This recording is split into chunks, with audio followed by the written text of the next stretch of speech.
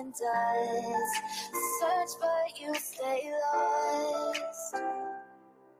We are reaching for the stars, but we're making this too hard. And I wonder where you are.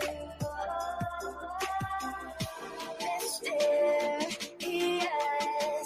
that's the part you always show, 'cause you're too curious. Maybe you should take it slow. Mysterious, that's the part you always show, 'cause you're too curious. Maybe you should take it slow.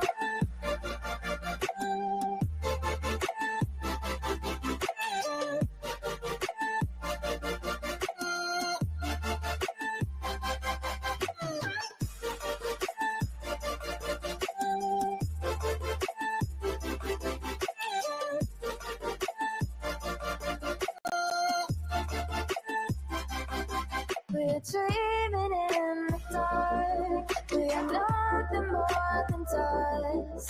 You search but you stay lost. We're reaching for the stars. We're making this too hard. And I wonder where you are. Mysterious,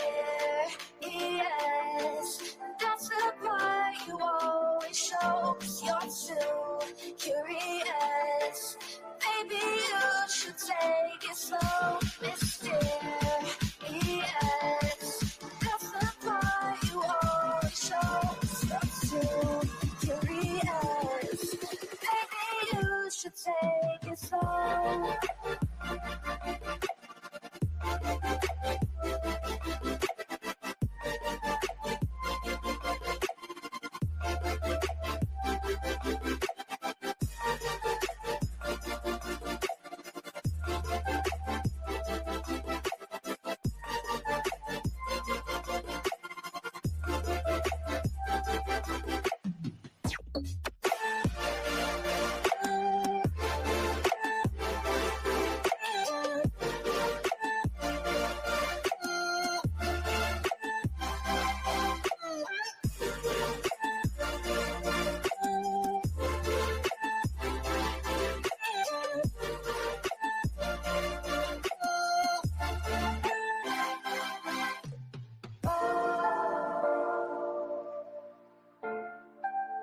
Reaching for the stars.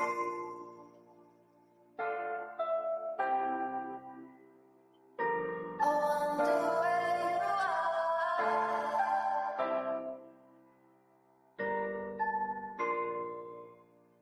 Oh.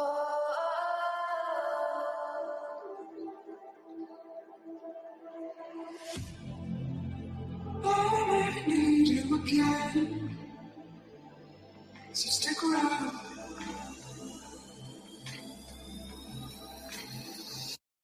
So stick around.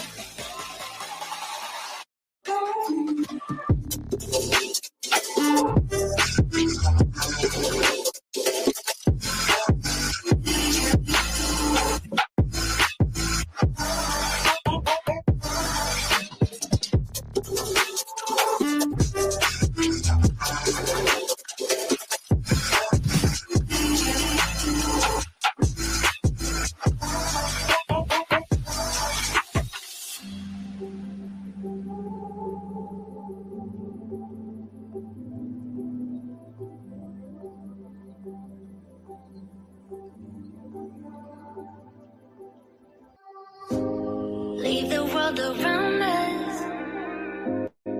They don't need to know. Come find me where the sun sets and say you'll never let me go. You're the one I want. Say you need me. Hide where I want. Don't let go. I know you feel the same. Say you need me. 'Cause you'll always be my broken love. Broken love. Broken love. Broken love. 'Cause you'll always be my broken love. Cause you'll always be my broken love.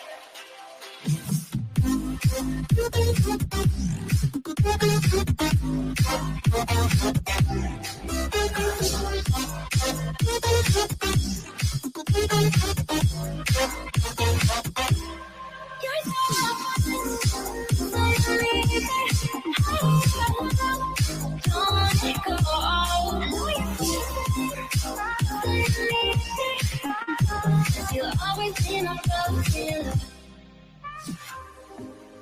They don't know how we love when we're lying close.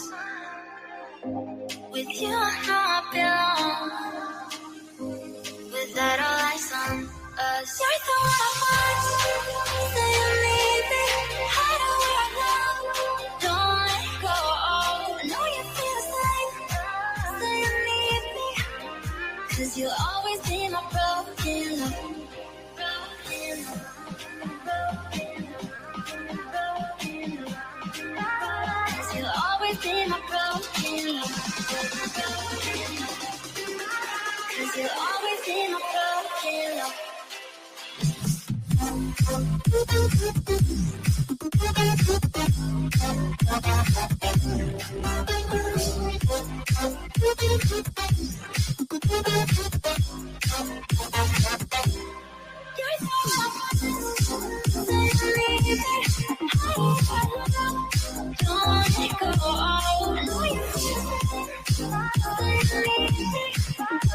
You'll always be my broken love.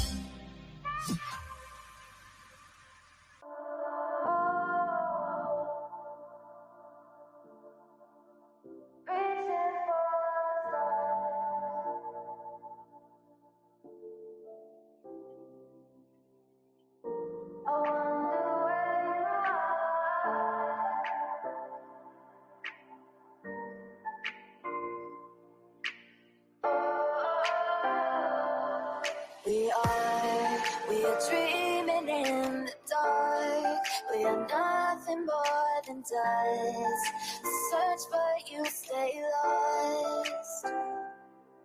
We are reaching for the stars, but we're making this too hard. And I wonder where you are. Mysterious, that's the part you always show. 'Cause you're too curious. Maybe you should take it slow. Mysterious, that's the part you always show. 'Cause you're too curious. Maybe you should take it slow.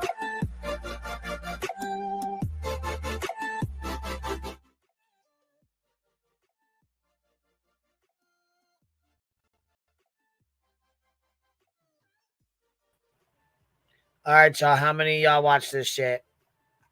I'm going to need to know. Hands in the air. How many of y'all watch this bullshit? Come on now. Coffindaffer. And listen, I went in there and said some shit. I was waiting to see if she was going to answer me or if she was just going to let it slide. She sure as fuck did answer me. I'm gonna fucking talk shit to her about it, but she definitely answered me. Because, you know, in her FBI mind,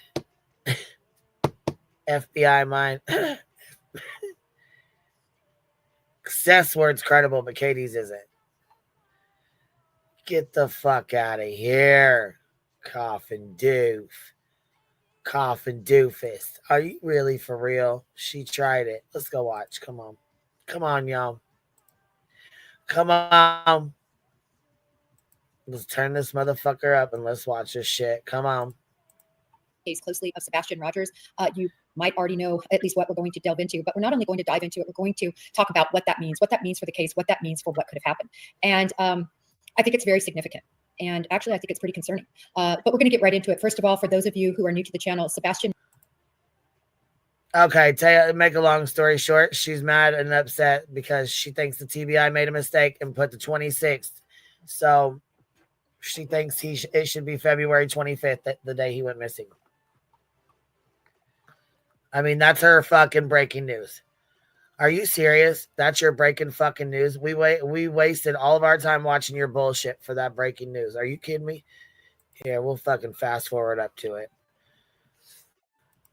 And steaks and good food and popcorn. Like communication, factual and true. And specifically follow key there. So I first want to get into the new information that, as I said, for those who followed this case closely, you might. She says new information. Okay, here we go. Breaking news, Coffindaffer style. Breaking news, breaking news. Be aware of this. I'm going to read this. This is specifically an email communication. And the importance of this email communication is who this communication is from. Is this communication factual and true? Yes, I believe it is factual and true. What was written is this. As far as the flyer, that's a TBI PIO question.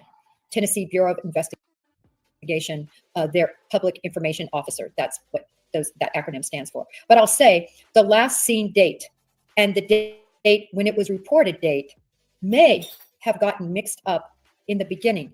And all right, there it is. There it is. You heard it right there for yourself. Breaking news. Breaking Hive news, Joel. It ain't breaking Hive news. Actually, it's breaking Coffindaffer's news. Her big news. That's it. You got it. You just heard it. The TBI switched the dates, she said, or fucked up the dates. Okay, that's her breaking news. Let's listen to it again. Hold on.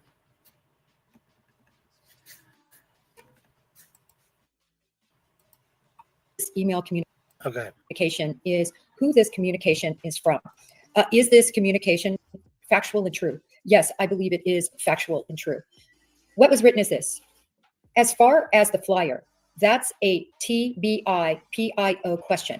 Tennessee Bureau of Investigation, their public information officer. That's what that acronym stands for. But I'll say the last seen date and the date when it was reported date may have gotten mixed up in the beginning and just has never been changed. From Detective Brandon Carter, the lead detective, Sumner County Sheriff's Office, CID, Criminal Investigative Division. This is a huge.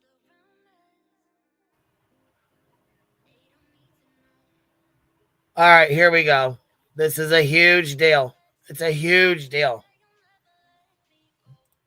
Look, Moon Magic, but has this been confirmed by Ellie? I don't know. I ain't heard shit about Ellie saying nothing about it. This is just Coffindaffer's breaking news. This is her, live breaking news in the case. There you got it. You just heard it. That's it. That's the breaking news. Sorry to let you guys down. Huge problem, in my opinion. It's a huge problem because that information, as we've discussed on multiple lives and has been discussed on multiple lives of other creators, that completely conflicts with what is on the FBI's flyer, what is on TBI's flyer, what is on the Sumner County flyer, what is on all these law enforcement communications that have been sent out. When did it get altered? I think is very important. So we're going to discuss that. Initially, we talked about how the very listen, Wendy, the way she slung her glasses down reminded me of when Betty fucking slung hers down all mad at Duchess, and Duchess wasn't even there. She just wanted to be mad about something, so she's like, yeah, Duchess, and fuck you for going with them to the biker club or whatever she said. And it wasn't even true. I'm fucking done. That's the same way Coffindaffer Just did. She just slammed her glasses down. That shit cracks me up.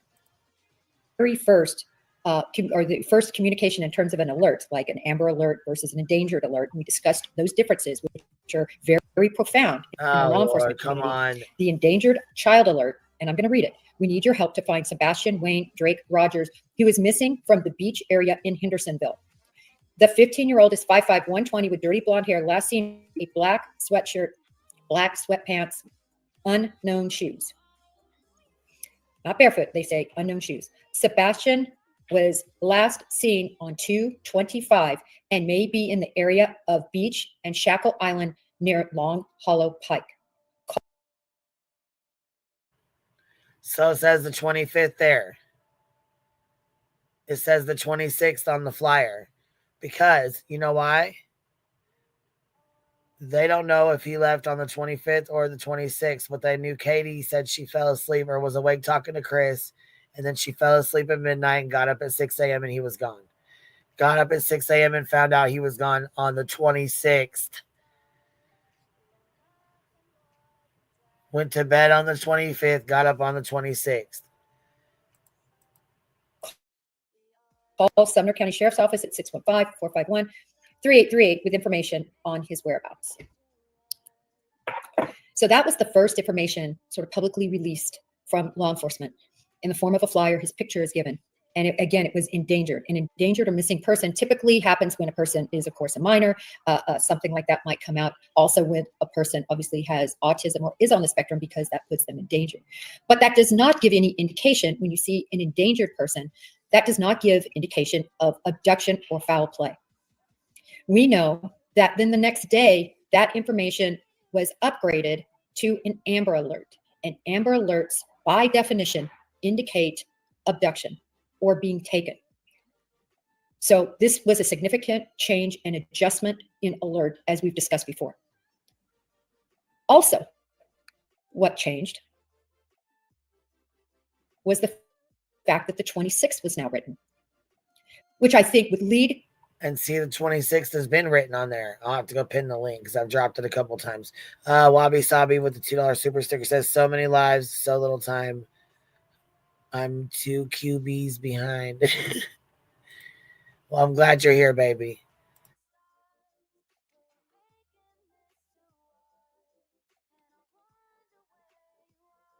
Anyone reasonably to believe that something was seen or discovered by law enforcement that made them adjust the date.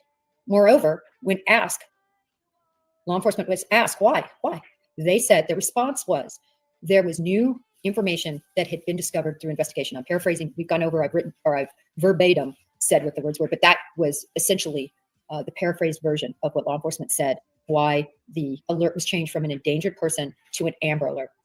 Now, this information that I just read you, to me, is very critical.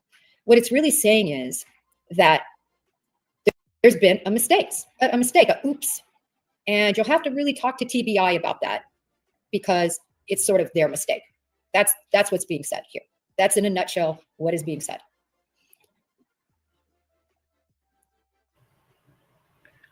So it's like, okay, let's pass the buck off. Right? So the police department says, no, it's not our fault. It's the TBI's fault. TBI's like, no, it's not our fault. It's the FBI's fault. The FBI's like, no, it's the TBI's fault. They make the flyers. It's not our fault. And the 26th is the day. Am I wrong here? I thought that it was the 25th. They went to bed or went to the restaurant. The 25th, they went home, they went to bed, got up on the 26th, and he was gone. Is that not how it went? What's up, B-Tim? Hey, what's up? Nothing. Are you listening to this? She's making me feel crazy. I just started. I just realized you were live. I just got a notification. So okay. Well, I just went live anyways, like 10 minutes ago or so. Yeah, I just got home like an hour ago. So an hour and 20 minutes ago, actually. So I'm just catching up. So her breaking news is that the first date was the 25th, and now it's the 26th. Didn't we know that a year ago? And now all the posters have the 26th on them. She went live for that? Yeah, that's our breaking news. For an hour and 12 minutes? Yeah, here, let me go back. Let me go back here. I'll go back to where she reads it. Oh, Jesus Christ. She gets mad. She even slams her glasses down. This case closely. All right, here we go. Might be aware of this. I'm going to read this. This is specifically an email communication. And the importance of this email communication is who this communication is from. Is this communication factual and true? Yes, I believe it is factual and true. What was written is this. As far as the flyer, that's a TBI-PIO question. Tennessee Bureau of Investigation, their public information officer. That's what that acronym stands for. But I'll say the last seen date and the date when it was reported date may have gotten mixed up in the beginning and just has never been changed. From Detective Brandon Carter, the lead detective, Sumner County Sheriff's Office, CID, Criminal Investigative Division. This is a huge problem in my opinion. She slams her glasses down. Activate anger glasses. Slam down. All right. Anger activated. Slam glasses down. This is a huge problem. I mean, isn't it a huge problem that she's just finding this out like fucking 3 months into talking Right, about almost this a case? year into it. We're like, what, 2 weeks off of a year? 3 weeks off of a year? Like we all knew it was the 26th. Anyone that had a brain was saying it was the 26th. No one was saying the 25th because that was what we based our knowledge on. That was what the flyers said, and that's what based upon everyone's information and belief said. So I don't know why she's like now finding out. She's a little bit late for the game. Maybe next she'll realize that, you know, like some other facts. I don't get it. So she went live for this. Okay, we'll continue. I have no. Shelby Lynn said, "Piss off, Coffindaffer." Yeah, she went live for this and went off. Yeah. Opinion. It's a huge problem because that information, as we've discussed on multiple lives and has been discussed on multiple lives of other creators, that completely conflicts with what is on the FBI's flyer, what is on TBI's flyer, what is on the Summer I told flyer, you that. Oh my God. all these law enforcement communications that have been sent out. When did it get altered? I think is very important. So we're going to discuss that. Initially, we talked about how the very first the first communication in terms of an alert, like an Amber Alert versus an endangered alert. We discussed those differences, which are very profound in the law enforcement community. The endangered child alert, and I'm going to read it. We need your help to find Sebastian Wayne Drake Rogers, who is missing from the beach area in Hendersonville. The 15-year-old is 5'5", 120 with dirty blonde hair, last seen wearing a black sweatshirt, black sweatpants, unknown shoes. Not barefoot, they say unknown shoes. Sebastian was last seen on 2/25 and may be in the area of Beach and Shackle Island near Long Hollow Pike. Call Sumner County Sheriff's Office at 615-451-3838 with information on his whereabouts. So that was the first information sort of publicly released from law enforcement in the form of a flyer. His picture is given. And again, it was endangered. An endangered or missing person typically happens when a person is, of course, a minor. Something like that might come out also when a person obviously has autism or is on the spectrum, because that puts them in danger. But that does not give any indication when you see an endangered person. That does not give indication of abduction or foul play. We know that then the next day, that information was upgraded to an Amber Alert. And she's dead ass serious. She is fucking so goddamn serious. I told her. We told her that that's what it would officially said in the FBI fucking flyer. Why is she finding this Go out? Google it and see what day Sebastian Rogers went missing. I particularly remember I pulled up, I went to the FBI website and I said, this is what the flyer says on the FBI website. And now she's finding out now after like 5 lives. And she's acting like, oh my God, I just figured it out. Like, is this serious? Is she really this serious? Look, what day did Sebastian Rogers go missing? February 26, 2024.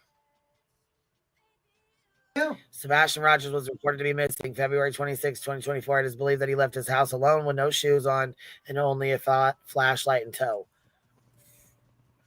Like, does she like not like realize that Google exists, and also she could have went to the FBI website and told her the 26th, and also other things? Like, this woman is just like, it's just very fucking off the like. I don't get it.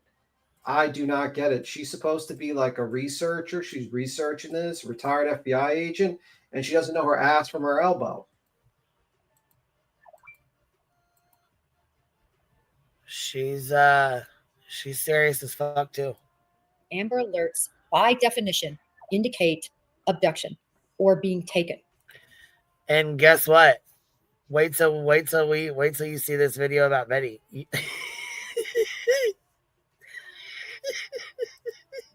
So this was a significant change and adjustment in alert, as we've discussed before. Also, what changed was the fact that the 26th was now written, which I think would lead anyone to believe that something was seen or discovered by law enforcement that made them adjust the date. Moreover, when asked, law enforcement was asked why, they said their response was there was new information that had been discovered through investigation. I'm paraphrasing. We've gone over, I've verbatim said what the words were, but that was essentially the paraphrased version of what law enforcement said, why the alert was changed from an endangered person to an Amber Alert. Now, this information. This is fucking wild, ain't it? Is she? She's dead ass serious. Like, we knew this. We knew this already. We knew that the time was the 26th. Like, this shit came out a year ago. I went in there and asked, I said, have you read Katie's declaration? And I was ignored. Oh, I'm surprised you weren't blocked. Went to bed. That she just wouldn't have heard him and the dogs wouldn't have barked, and there would have been absolutely no indication for her to hear her son leave midnight to 6. So that is, I mean, as far as walking away, we're going through the witness statements. First. Okay, that's what I said. They were on the phone talking on the 25th. She was laying on the couch. Chris was at work. They were talking on the phone. He told her go to bed at midnight? I'm pretty sure it was like midnight. She got up, went to bed, woke up at 6 a.m. He was gone.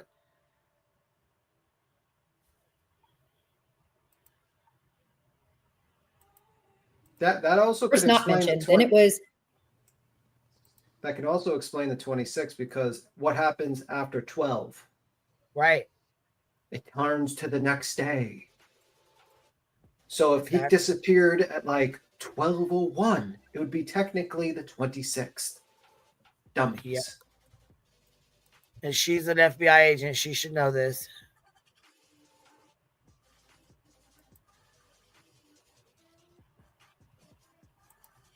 A noise, and then it was a thud, a loud thud. Okay, so that's the last we know from Katie Proudfoot. So she says that he was alive at that time, according to Katie Proudfoot. But again, that's a witness, and that is considered evidence. Whether it's, truthful evidence, it's nevertheless evidence. Okay, it's a fact that she's saying that. So if we take that on its face at a fact, and then also she's given a fact in terms of timeline that she went to bed around midnight. We'll recall, she says he disappeared sometime between midnight and 6, after she got off the couch, went to bed.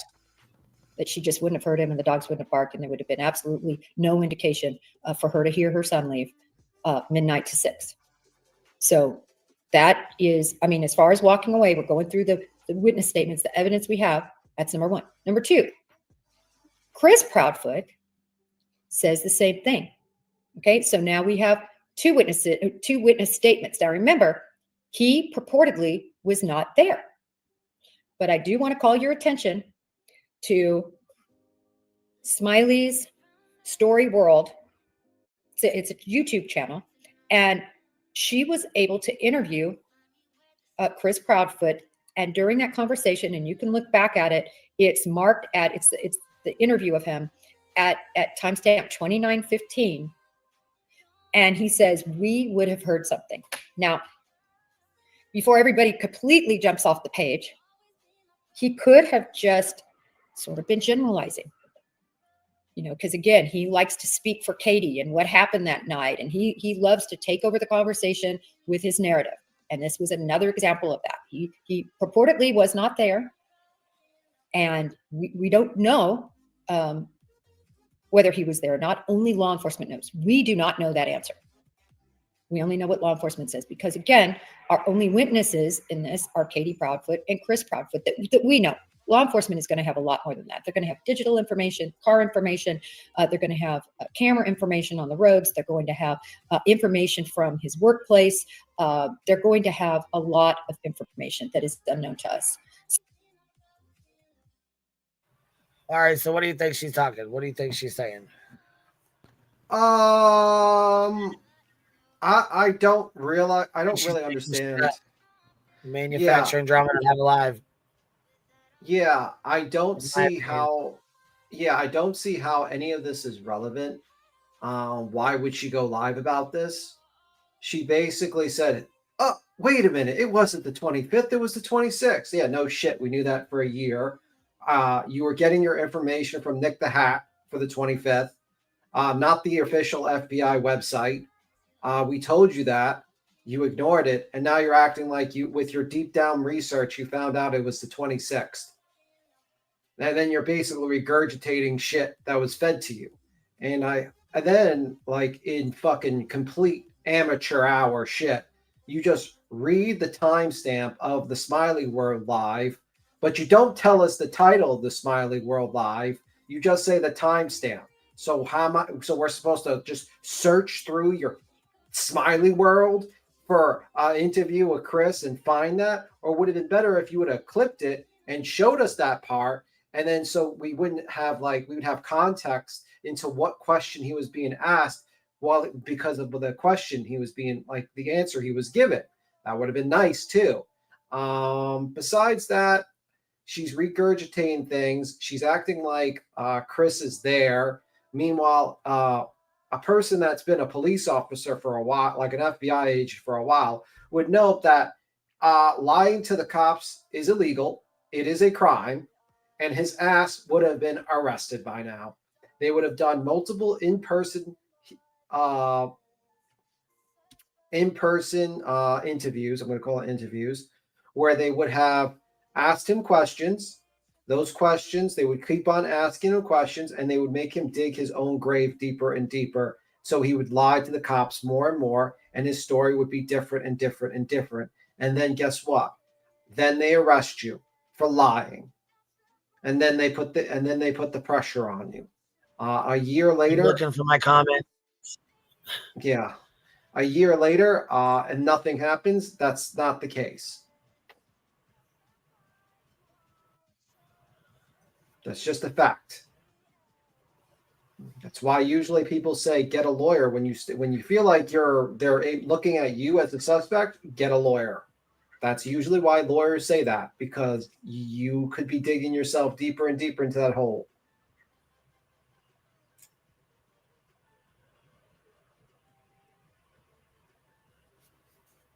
So I go in here, listen to what she's saying. A reason to hurt Sebastian at that time. It happens. The other thing is, and this falls in line a bit with motive, I think, and that is past behavior toward a child. It's very rare for an individual who has never had any intersection with child protective services or with any complaints of mistreatment, even whether it went all the way to CPS or was just reported out of school or reported by a friend or was witnessed or seen in some way by somebody. Typically there's something. It doesn't immediately go from straight to an abduction or straight to a homicide, for heaven's sakes. A lot of times there's steps in between when it comes to abuse of a child. And I've been over it a lot. I've been over at least the 2 belt beatings. We've talked about other information that is out there regarding. Oh my God. It's not belt how beatings. He was treated by Chris Proudfoot, meaning Sebastian. So we know that there is. when she says belted, I said the same shit. I said, so hold on, did you read Katie's declaration? So here it comes. That's my comments coming up. Yeah, but she says belt beatings. It's not a Information. beating with a belt. I correct her. I said belted. Yeah. Of not being treated correctly by Chris Proudfoot. So that's something, all I'm saying is we would have to consider. In other words, if this does turn out to be foul play, and if there were ever charges brought, all of this would come forward as evidence to support that. Everything to do with the motive and the background circumstantially regarding the treatment of Sebastian Rogers. So again, this is evidence going toward if this would end up to be the case. What other evidence is there? Well, they would take all these statements that have been made.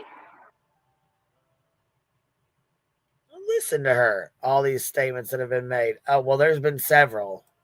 By Katie and Chris Proudfoot that have had incongruencies where something is said and then it's said differently, or it's not said and then all of a sudden it's said. That's a problem. That's a real problem. So does it mean that they've done something? No. But would she like to give us examples? I mean, she keeps on saying that there's incongruencies or whatever the fuck, how she says it. And there's differences in statements. And you would think that this person would actually have like a quote of like how she wrote the timestamp with Smiley, but she doesn't. She just simply just says it. So are we supposed to take your word that there's differences in statements? Would you like to give us the difference? Because the only thing I've heard the difference of statements from people was the sound from upstairs. It was a different sound, basically. That's it. Unless someone else has told me the other different statements that they've made. Please inform me in the chat.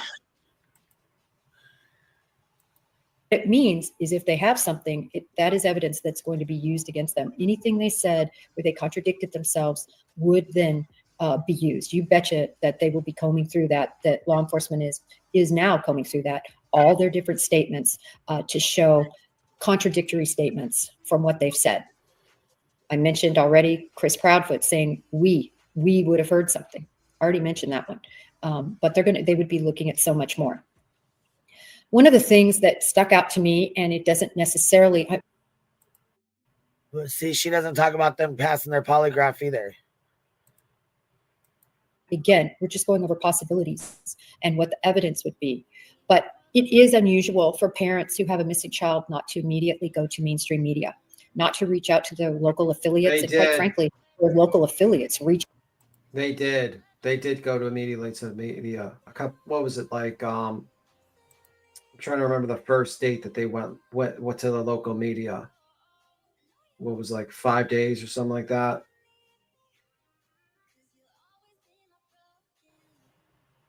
They went before Seth. 8 days, thank you. 8 days. Was it 8 days? Some people said 8 days. Someone said 8 days. Oh. I thought it was 5 days, but it could have been 8. Shit. Let me see. Reaching out to them and them responding, right? So it's very typical for that to be one of the first things you do. One of the first things you do is you want to go out and you need to say, hey, listen, my child is missing. I'm begging you to put his face and name out there so that he can be seen. I've talked about the Petito Schmitz before. That's the first thing they did. They went straight to the media, mainstream media, because they wanted his face and name out there. So that is a typical response of what you see. I've always found it interesting that wasn't the response of the Proudfoots. Doesn't mean they're guilty, no, but it's just another. It was 5 days, 4 or 5 days actually. I gotta look for the news thing. I thought it was. I was gonna say, man, shit. I could be wrong though. You know, you never know. Little shoe, ma'am. It's been like that almost a year now. Why, Miss FBI? Are you just now figuring this out? Because she's a fucking clout chasing goblin that goes after every single case that has a lot of attention to it and publicity.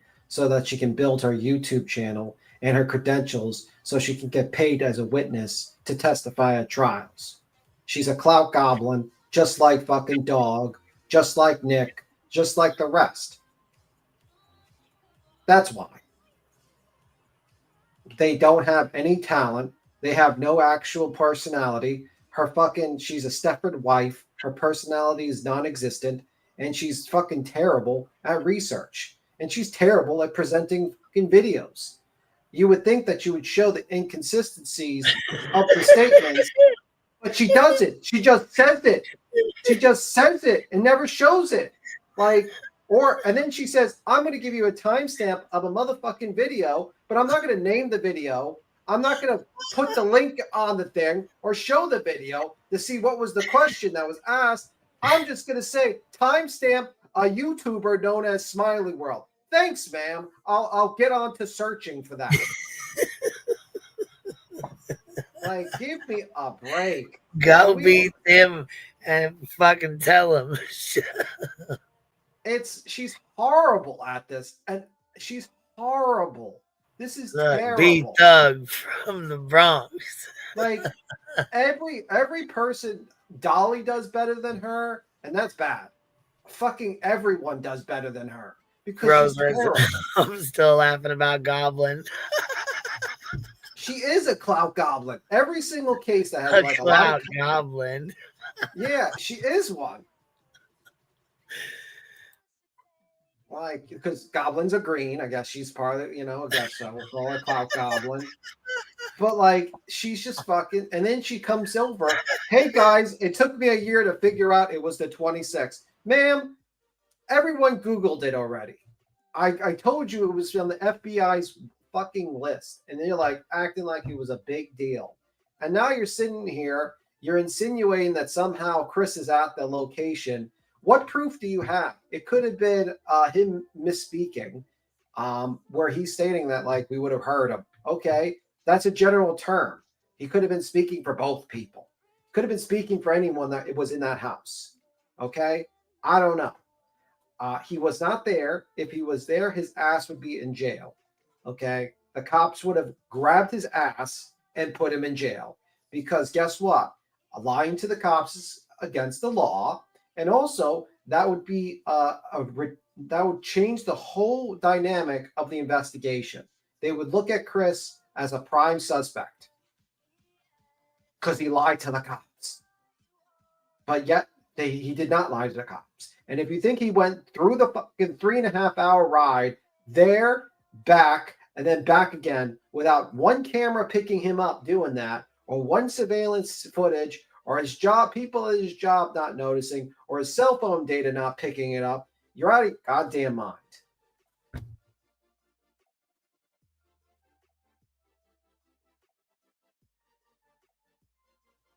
It's just that simple. I think by a year, the cops figured out where Chris was.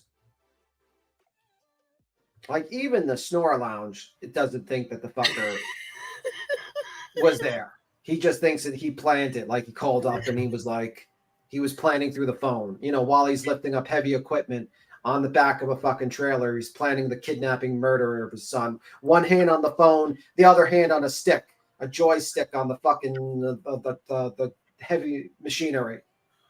Darling says y'all are sick. Yeah. And then and then when he's on his coffee break, he says, boss, I need 5 minutes. I'm planning the kidnapping and possible murder of my stepson. I just need 5 minutes for a coffee break. All right, boss, let me go on my phone. So, all right, Katie, now when you do this, do people think? I don't get it. All right, let's continue. The insanity of fucking Coffindaffer. The insanity, the mind of Coffindaffer.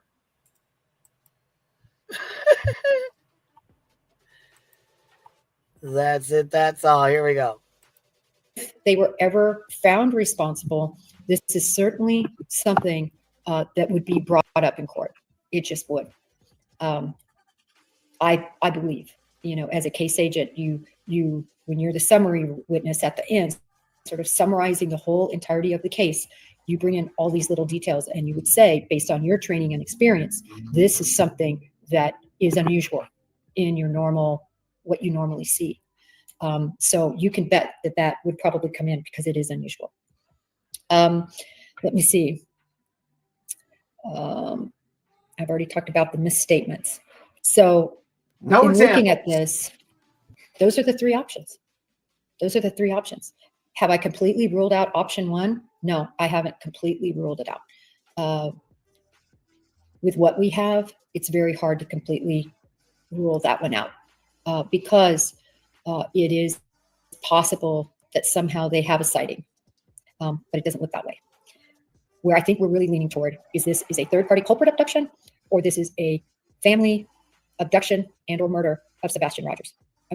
So possible that he walked away, yes, let's keep that as a possibility. But probabilities to me are moving toward a third-party culprit abduction or the parents. Now, many of you may ask, Jennifer, you haven't even mentioned Seth. Why are you not mentioning Seth? This is why I'm not mentioning Seth. All right, here's where I was getting pissed. Okay, here's where I start chiming in. And she goes, "Why am I not mentioning Seth?" Okay, no, you're not mentioning Seth because you think he's fucking, Okay, the same reason why Seth would not be guilty of kidnapping his son would be the same reason why Chris would be not guilty of kidnapping his son or his stepson, because they're both at work. But even like Chris is 3.5 hours away, Seth is like 40 minutes away. So Seth is closer. Okay. He also had a 2-hour break, apparently. I've heard from Tony, or I heard from Terry Lynn. I don't know what's true and what's false. I don't know. I think 2 hours is pretty fucking long for a break, but who knows with this situation? Who knows? Maybe he could have said his fucking shoulder's out and he needs a super duper break because he's in so much pain. I don't know. But either way, wow.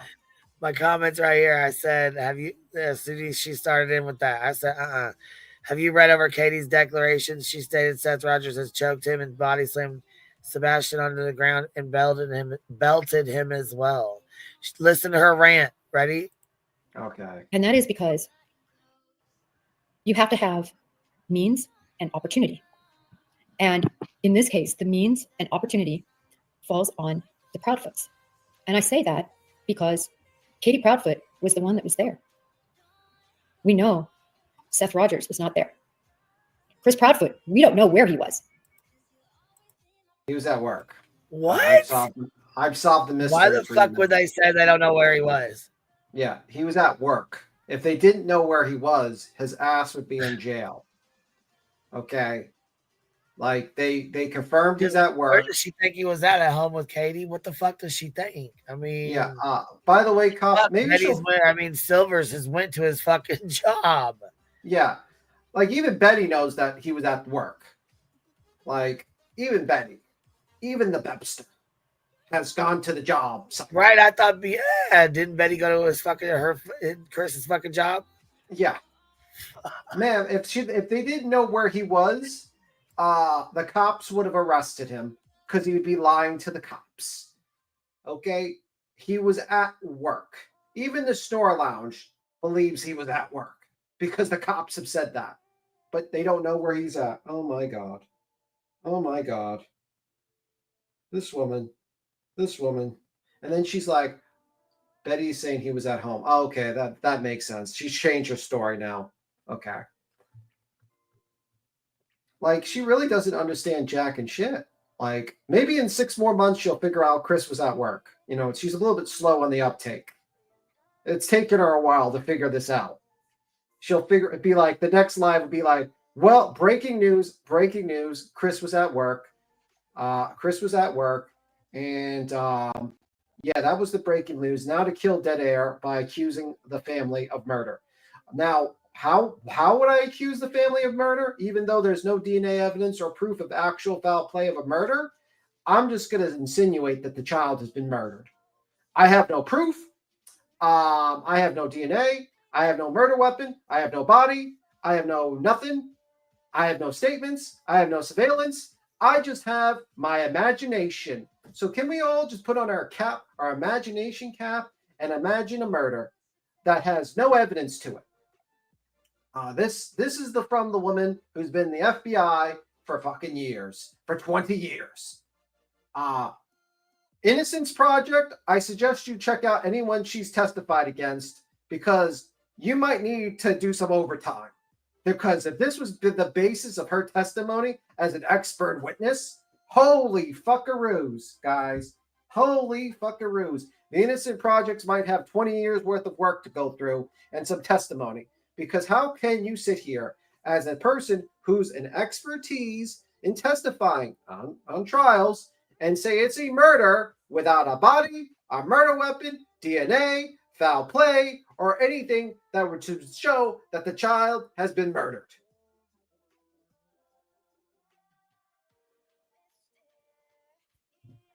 A kidnapping? Maybe. Maybe. That's the bare minimum. But there's no evidence to even a kidnapping, to really be honest with you. There is no sightings of a car taking him. There is no surveillance of him being taken. There's nothing. Do you know what the evidence points to, ma'am? It points to either he walked away and that's it. Because there's nothing else been released, unfortunately. That's what the facts state, ma'am. That's what the facts state. You are making make-believe scenarios of murder and kidnapping with no evidence. Zero. Nada. Dum-dum. Okay. I guess we can continue. But Jesus Christ. How hard is it to do this? That's not even the theory, Pickles. It's not even a hypothesis. It's in the world of imagination, because there's no evidence of a murder. Do you know what you need for a murder? For a conviction for a murder? You need a body. You need a murder weapon. You need some sort of physical evidence, like DNA, or, not using luminol, but Blue Star or something like that, because they don't use luminol anymore, but she thinks people still use luminol. Yes, means and opportunity is something, but you know what? Do you know where, I know where Miss Coffindaffer was on the night of the 26th of February? I know. And she travels the country. She has means and opportunity. She could have done it. Do we know where Coffindaffer was on the 26th of February? No, I don't. She wasn't on a live stream, so she could have jumped on a plane and flew right down to Tennessee and kidnapped Sebastian Rogers. She had means and opportunity. We did see her creep out that door on Fairview with the trench coat and the glasses. Maybe she did the same thing. Do you realize how stupid that is by saying means and opportunity? Everyone has means and opportunity. It's stupid, okay? It's really stupid. And it's not the only time a parent is asleep and their kid, who's 15 and 16-year-old, sneaks out.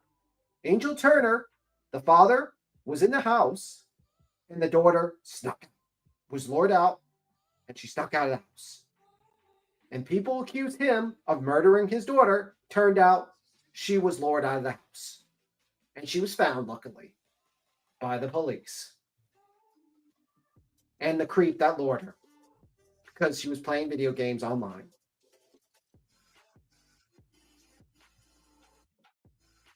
Anyway, if you want to play it.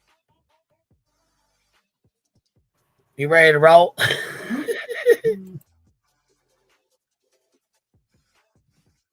We don't know where. We have the receipts on Seth. So for this reason, I don't think he had the means and opportunity. And I also don't think Seth Rogers had the motive. He was supposed to be getting his son. I don't think he had the motive. I think Seth Rogers loves his son from everything I've seen. I understand for those of you who might be saying, but Jen, have you read that there was a report made on him and that he hurt Sebastian? I'm aware of that. Who lodged that? Here she is answering me. Ready? Did you just hear that? Listen to her. She's about to answer me. Because I said, have you read the report about what Katie's declaration, right? Okay, here she is. She's about to answer me. Laura says, no, they think Seth is an angel and Chris is the devil. Seth did things when Sebastian was little too. So here she is. She's about to tell me about myself, tell me about myself and answer me. Ready? Here we go. that there was a report made on him and that he hurt Sebastian? There was a report made on him that he hurt Sebastian. And guess who made that report? Katie. Guess who we don't believe? Katie. Shut up. Here we go. I'm aware of that. I'm aware of that. Who lodged that report? Katie. Katie Proudfoot. Who lodged 5 CPS reports? Allegedly Seth Rogers. It's just a little bit harder for me to give it the weight that 5 CPS reports and Chris Proudfoot's own admissions about, in Tennessee, what would be considered child abuse and endangerment by hitting an autistic, and it's because he's autistic, child with a belt. You can't.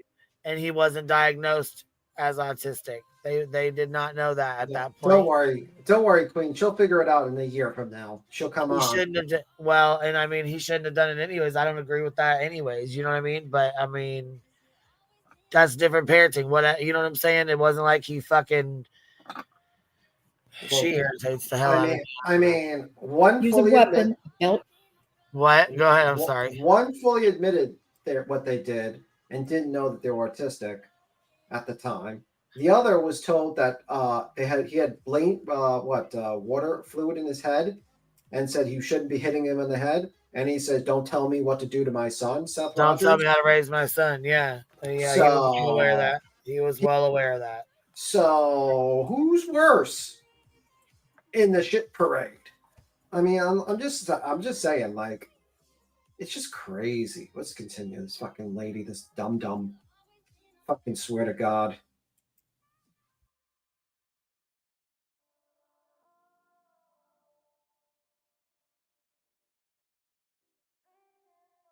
Is a weapon for punishment. Look at the statute. So it's. Well, Seth belted him too. So allegedly from that report, Seth belted him too. So Seth and Chris both. Yeah, They don't both, believe. you know what I mean? They both did the same thing. And no, I don't agree with either one of them doing it. She's a victim blaming piece of shit for dismissing Katie's story and Sebastian's. Ding, ding, I ding. thought that was really shitty that she said she can't put any weight behind what Katie says. Well, how the fuck can you put any weight behind what Seth says? What the fuck? Ding, ding, ding. Like, why would you dismiss what Katie says? Fuck her. It's weird. Fuck her for saying that. Listen, did you hear what she said? Did you hear her say that? She can't put any weight behind what Katie says. She answered me. I asked her, have you seen Katie's declaration? Have you read it? Did you see where Seth belted Sebastian and grabbed him by the throat and body slammed him down? She's answering my question right now. It's not there. Chris Proudfoot, we don't know where he was. Means an opportunity. Proudfoots. And I say that because Katie Proudfoot was the one that was there. We know Seth Rogers was not there. Chris Proudfoot, we don't know where he was. Oh my God. We don't know where. We have the receipts on Seth. So for this reason, I don't think he had the means and opportunity. And I also don't think Seth Rogers had the motive. He was supposed to be getting his son. I don't think he had the motive. I think Seth Rogers loves his son from everything I've seen. What is the motive? I understand for those of you who might be saying, but what is the motive of fucking Chris? Like, what would be the motive for him to plan the kidnapping and murder of his stepson? What would be the motive of Katie to murder her son? Like, if it was to get rid of Sebastian, they could have just handed it to fucking Seth. If that was the case, I mean, like, it doesn't make sense. Their motive makes no goddamn sense.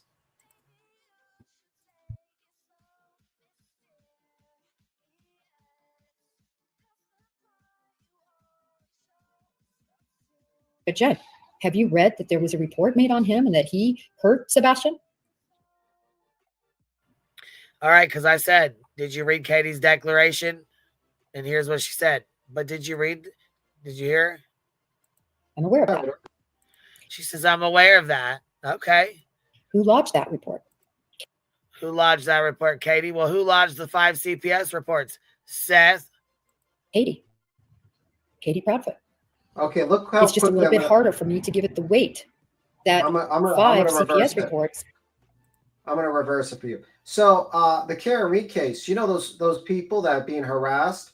Well, it's kind of hard for me to give weight to those people's claims of harassment because according to the people harassing them, they believe that John O'Keefe was murdered by them. So why would I give weight to people who are, potentially murdered John O'Keefe?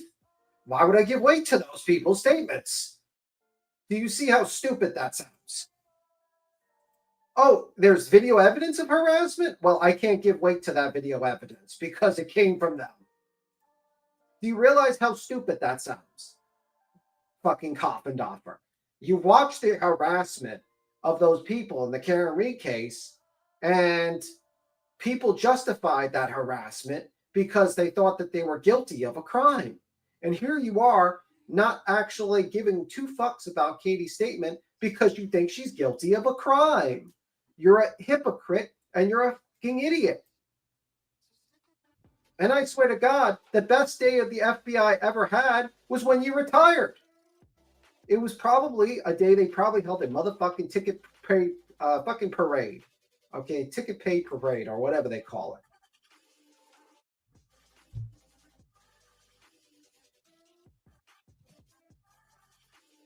And Chris Proudfoot's own admissions about, in Tennessee, what would be considered child abuse and endangerment by hitting an autistic, and because he's autistic, child with a belt. You can't use a weapon. A belt is a weapon for punishment.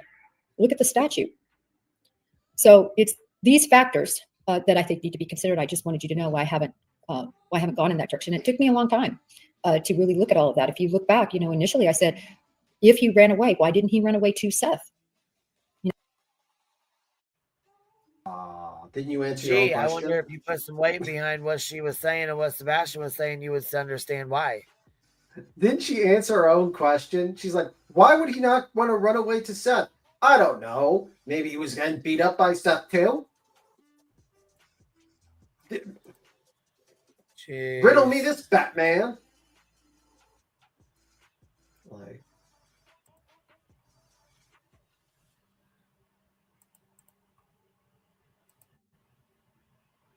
Hold on.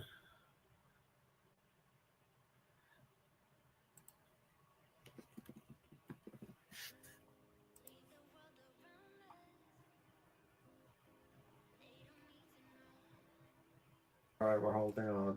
But yeah, I mean, her statements are not based on any facts at all. They're not based on any facts at all. No, and I can't stand her anyways. Yeah.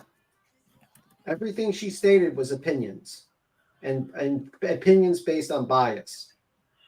And then she's like, well, I eventually looked up those reports. Well, I'm glad you took you about 3 months to look up shit that people have looked up in fucking literally 2 weeks after the incident of the disappearance of Sebastian Rogers. I'm glad. And people know where Chris was. There have been multiple YouTubers at the fucking construction site, and also the cops went there. And they asked around, was he at work at the time? Yeah, okay. So stupid, man.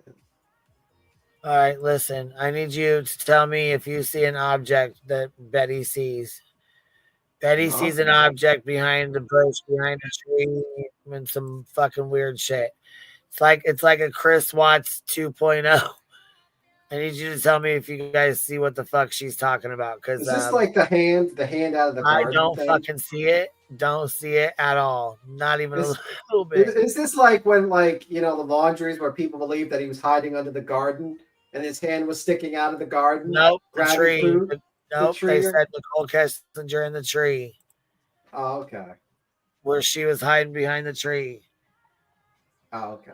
She's hiding. No, I'm talking about the laundry case. Remember the laundry? Where they. No, we're talking about Chris Watts. Yeah, but I'm also. Kessinger was hiding out behind the tree. He was hiding behind the tree? Yeah, they said Nicole Kessinger was hiding behind the tree and that she allegedly helped Chris Watts. So here she's saying there's an object of someone standing back here. See it circled? Ready? Listen to her. Okay. Listen to her. She's got a listen. Ready? Here we go. Hey guys, Bullhorn Betty here, coming to you guys related to Sebastian Wayne last night. Thing that really disturbed me very, very, very much. All right, this really disturbs her very, very, very much. Here we go. Ready? I just dropped a video about the enhanced images from the lights video, and it's got me very, very worried.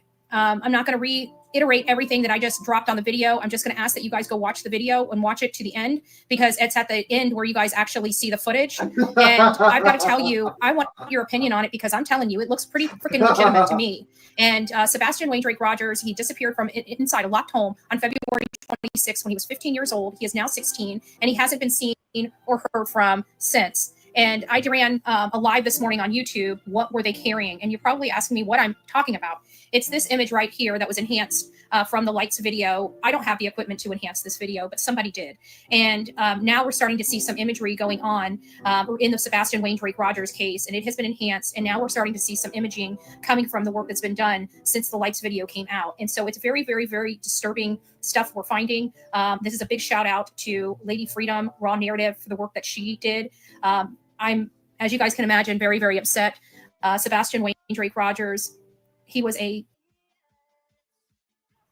I cannot with this fucking... It looks like she's doesn't have any hair. It looks like she's like bald. Yeah, she I is don't going understand bald. what this filter, why this filter takes her hair off, but it makes her look like she has no fucking hair. Well, the filter's doing what she should do, shave her head. It distracts me every time. All I can see is just this round head, like no hair. So 15-year-old boy, a high-functioning autistic 15-year-old boy. He was happy. He loved life. He's been fighting his whole life. He had a chromosome deletion syndrome, and his parents were divorced. It seemed like from the outside looking in, he had a very normal life. But as we were peeling back the layer of onion, we're finding out that's not just the case. This child was, it appears to be abused inside that home. 5 CPS reports in a matter less than 2 years. 5 CPS reports. How the fuck do we even know? Like I said, with no proof. They just spout this shit off, no proof. But they want you to believe it, like they haven't lied before. Okay. Less than 2 years. They have been trying to find a place to put Sebastian outside of that home since they purchased that home. They reached... Can you go back for a moment? Just until that thing is over her head. Yeah, go do the little heart thing over her head. It appears to be abused inside that home. 5 CPS reports in a matter less than 2 years. Less than... Stop it. Is that TikTok, Tony?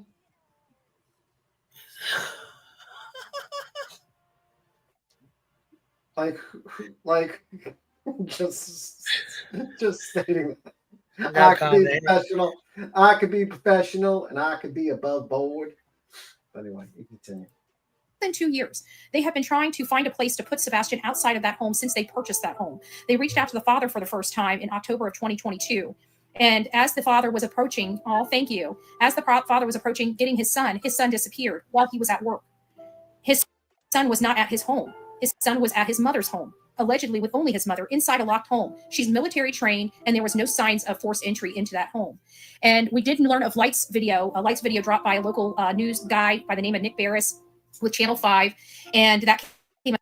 And then we learned of the unknown Viatic out of the highlight this video in the Fear Here Life. We're coming up to a year, and nobody has seen this child. And now we're starting to get some clear images coming in, and it is scaring the hell out of me. And it should scare the hell out of each and every one of you, because that gut feeling we've had, that gnawing thing deep down inside of us. All right, y'all, we're at 1.75. We're about to kick it up to 2. All right, we're about to kick it up as high as we can go here. Might be a reality. I want to help bring Sebastian home to his father safely. And now is a time we all come together and really put forth effort to locate this boy, because the stuff I'm seeing is starting to look grim. So I hope you guys watch that video. I hope you guys support the work that we've been doing. I have a GoFundMe for legal expenses because I'm going through legal expenses with these parents.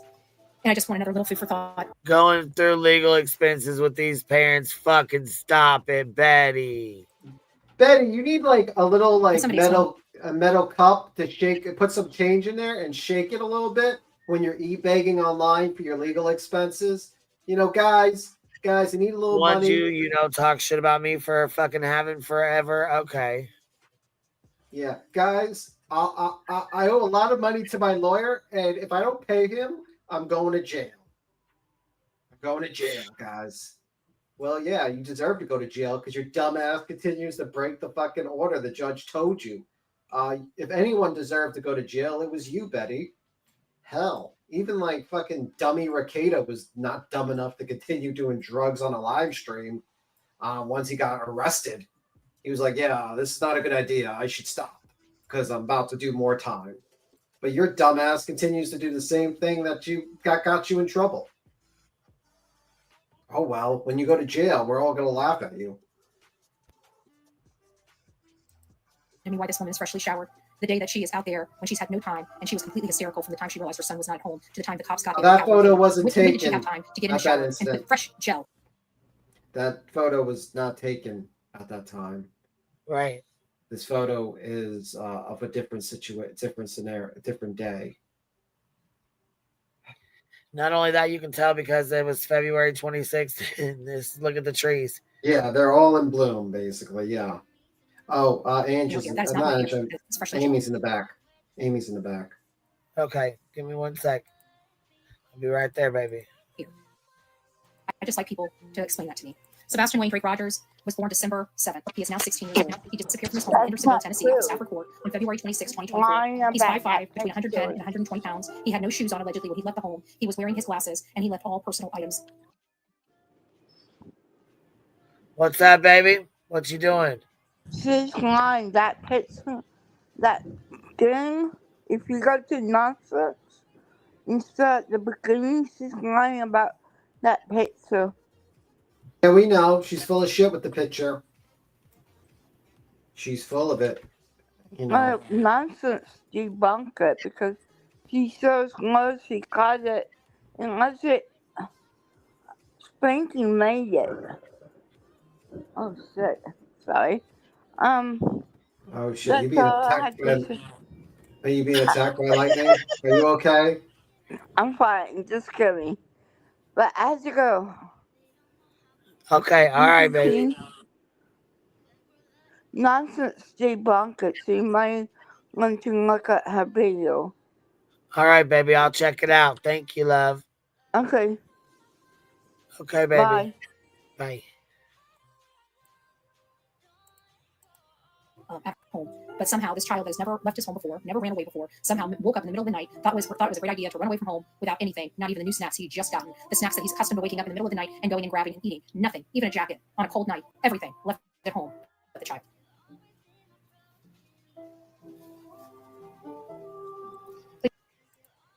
There's the shit. She's got her sad music playing in the background. I know, I'm laughing at it. She's got like the fucking sad music. She's got this ridiculous. Like, how do you know which? So low, we have to put it on 2 times speed just to hear her talk normal. Like, what the fuck? Like, and she's like leaning sideways so that you can see the image. And it's like, oh my god! It's like the image makes no sense.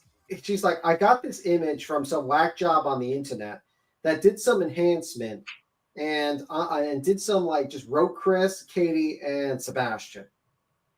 And that basically is it, guys. This is our evidence. This is our evidence. Get Coffindaffer on the phone. We need that lady here. She's going to solve the case. She's going to solve the case. Please check out my video. If you guys would like more information, we will be covering this on my YouTube channel. We have been covering it on my YouTube channel. We've been covering the Sebastian Wayne Drakers, the 51 out home where there were flashlights appearing on a neighbor's camera.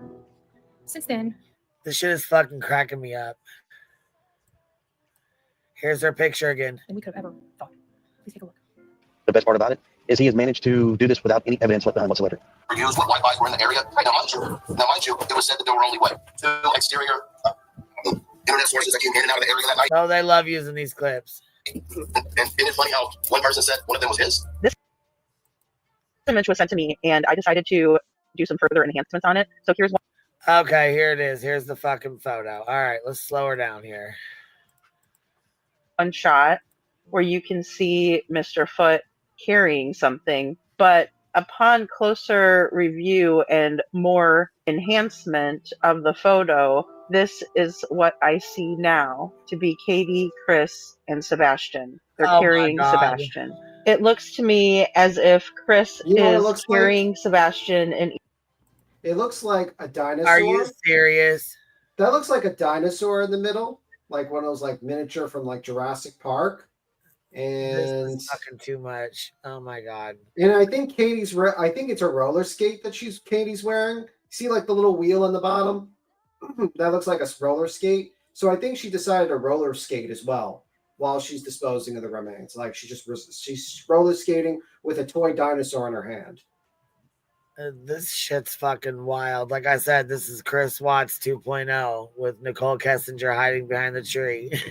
And isn't like that like his head a little bit like downwards? Like maybe he's like, maybe it's not Chris, but Well, it's yeah, actually they're saying that that's him, and that this white part back here is Katie, and then there's Sebastian right here. Like, get the fuck out of here. Maybe they were attacked by a dinosaur. Either a blanket, and that was a dinosaur, and she's hiding behind Chris to fight off the dinosaur because that looks like a little dinosaur.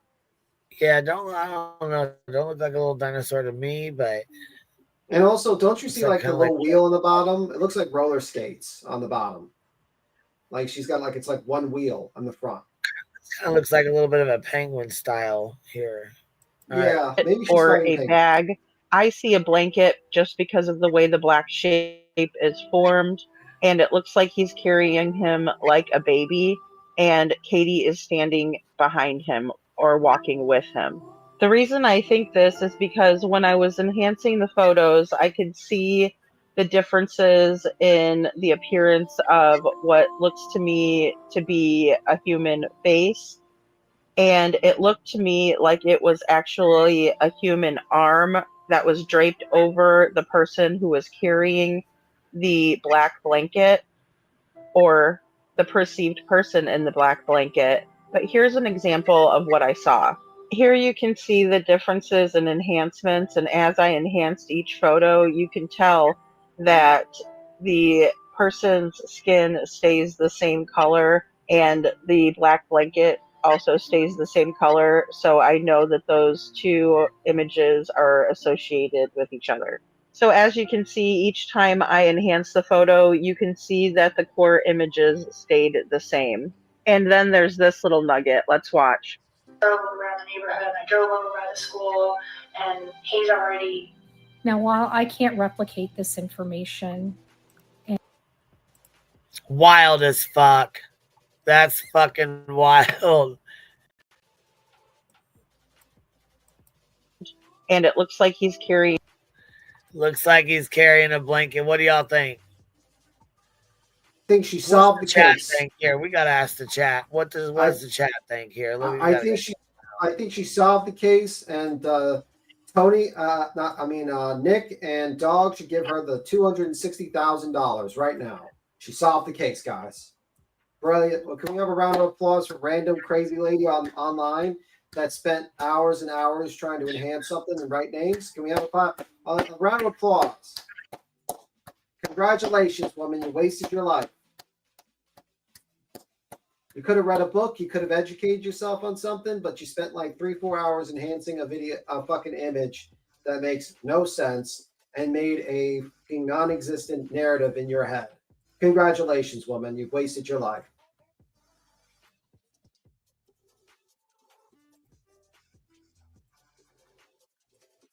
I didn't hear a lot of applause for that crazy woman.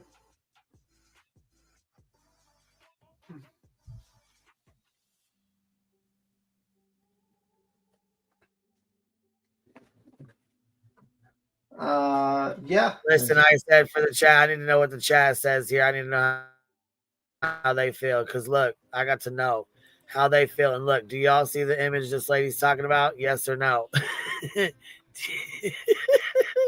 I need to know how y'all feel about this. It's anonymous, so answer honestly. The problem also is that she wrote, and what happens is that your brain naturally transforms the image to suit the words that are put on there.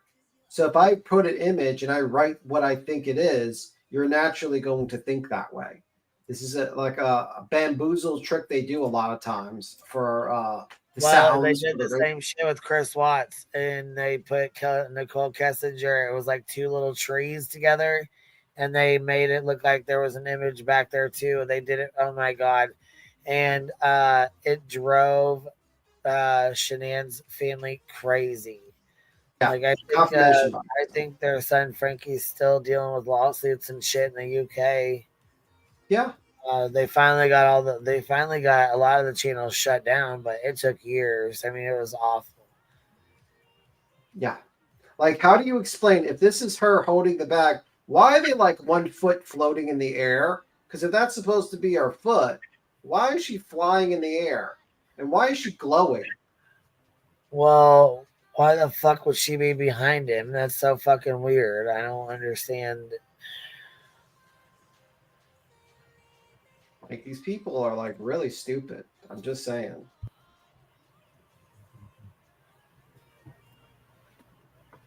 She's levitating. Yeah, she's levitating. You know, that's what's happening. Roller skating, levitating. Hey, Piggyback. Maybe she's getting a piggyback. either one's.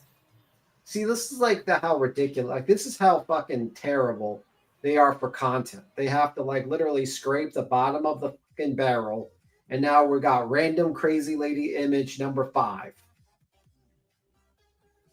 I'm sure Mob Crew's going to go through this and spend 3 hours live streaming discussing this, and then he's going to be invited on Coffindaffer's fucking show. What's your qualifications, Mob Crew? I watched. Do you see the image on the screen? Do you see Chris Proudfoot right there? Do you see him carrying her? Do you see Katie right behind him? They're carrying Sebastian right there with a blanket wrapped around him. You heard what she said. You heard that. You know that's what you see. Yeah. Get the fuck out of here. Mob Crew is going to be like, my qualifications, I watched the Discovery Channel, and I read the New York Times. Discovery ID. Discovery ID. Got it. ID me. Got it. Damn. It kind of looks like a kangaroo. And just ask Julie, she'll pay for it. Just ask Julie, she'll pay you for it. She'll pay for the video. It does kind of look like a kangaroo in the front of them. Like they're fighting the kangaroo now. Like she's hiding behind the fight while like Chris is fighting the kangaroo. It does kind of look like a kangaroo. It looks like Chris is fighting a kangaroo. Yeah, like Katie's hiding behind Chris while he's wrestling with the kangaroo. I don't know.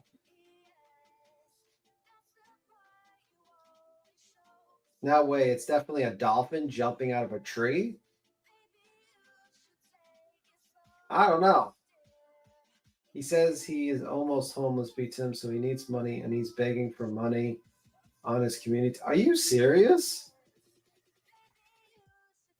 Well, I hope he doesn't get homeless, to be honest with you. I don't wish that on anyone. That's a tough thing, but oosh. Oof.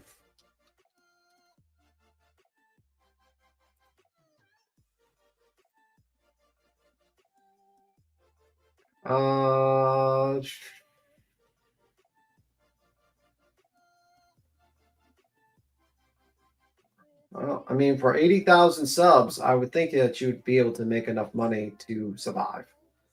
But whatever. Maybe his views are not up. Let me see. You got to find out the super chat, and it says, Lee the B. Lee the B. Lee the B. We have this new video, Cops Live, Nancy Grace coming up. Seth Live will be next packet have been sent.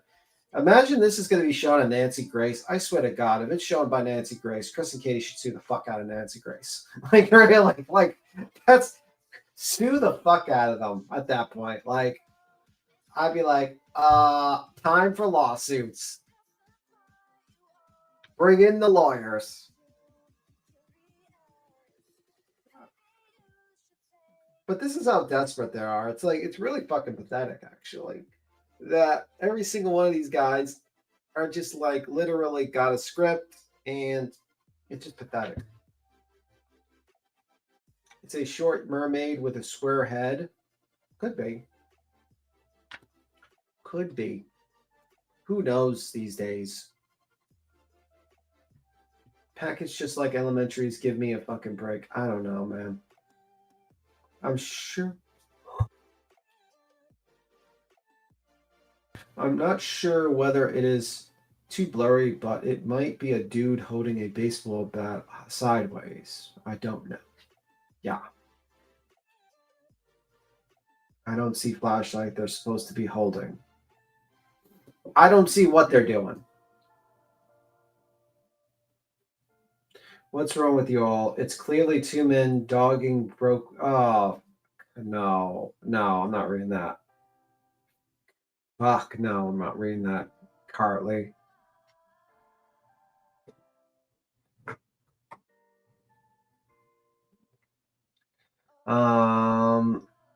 I got it that there's a ride they use to get motorcycles.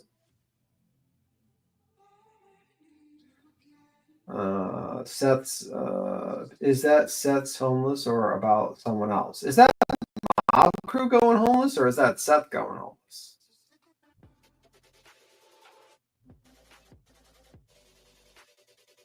Do what now? I don't know. Someone said something about Mob Crew begging on his community tab that he needs money or go homeless, or someone's going homeless and they need money. I don't know. What the hell? Yeah, I don't know where I was looking for it. I was like, what are you talking about? Maybe he deleted it. Maybe something like that. Who knows? Who knows these days?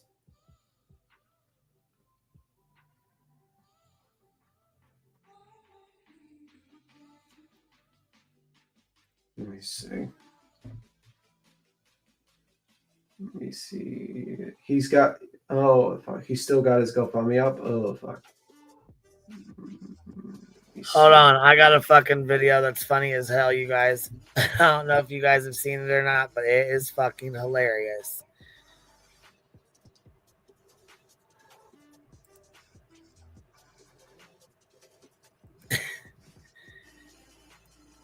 This is great. All right, y'all ready for it? We gotta take a break from this this crazy picture. Toasty made a video today. You guys seen it already? Has everybody seen it? Didn't see it. It is grade A quality video. Here, let's check this out. All right, let me mute. With BJ. Deep Thoughts with BJ. And we've really trained a lot more in now because there's new protocols as far as, we go out and we defend the water now. We're not really looking for them. New protocols as far as, we go out and we defend the water now. We're not really looking for them.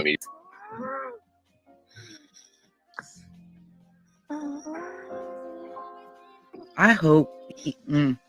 Oh, karma's coming.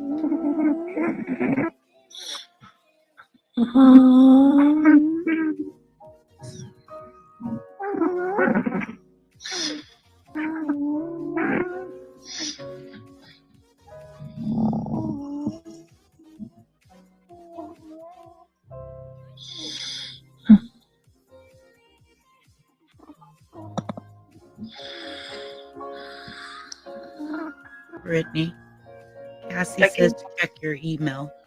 Deep Thoughts with BJ.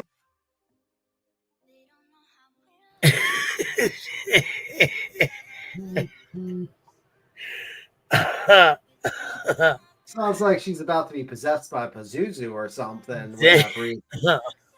Power of Christ compels you, Brittany. Power of Christ compels you, Brittany, to wake up. That was fucking funny. I'm like, oh my God.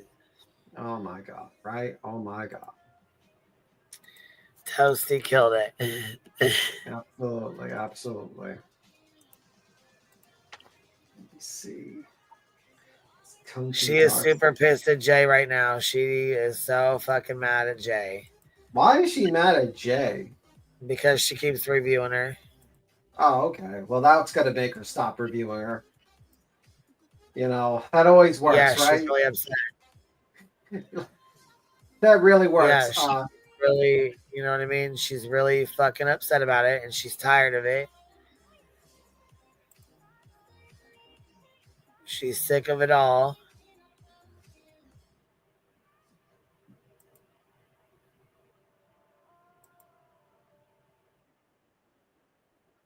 Well, I mean, you know what happened? If you didn't bring a stupid injunction, people probably would not have noticed about you. And you did a Streisand effect, where basically, because you did that, everyone became notice of you. So instead of having maybe Kathy P review you or Nonsense maybe review you, and majority of people not give two fucks about you, you did that, and now everyone's reviewing you. Congratulations, dumbass. You can't silence the internet. People will review you to the end of time. It's just how it is. Enjoy.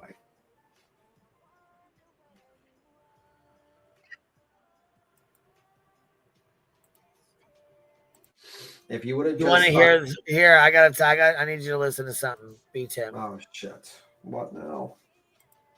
I want you to listen to something and tell me. Listen, I think she's trying to tell. I think she's trying to hit on you, maybe.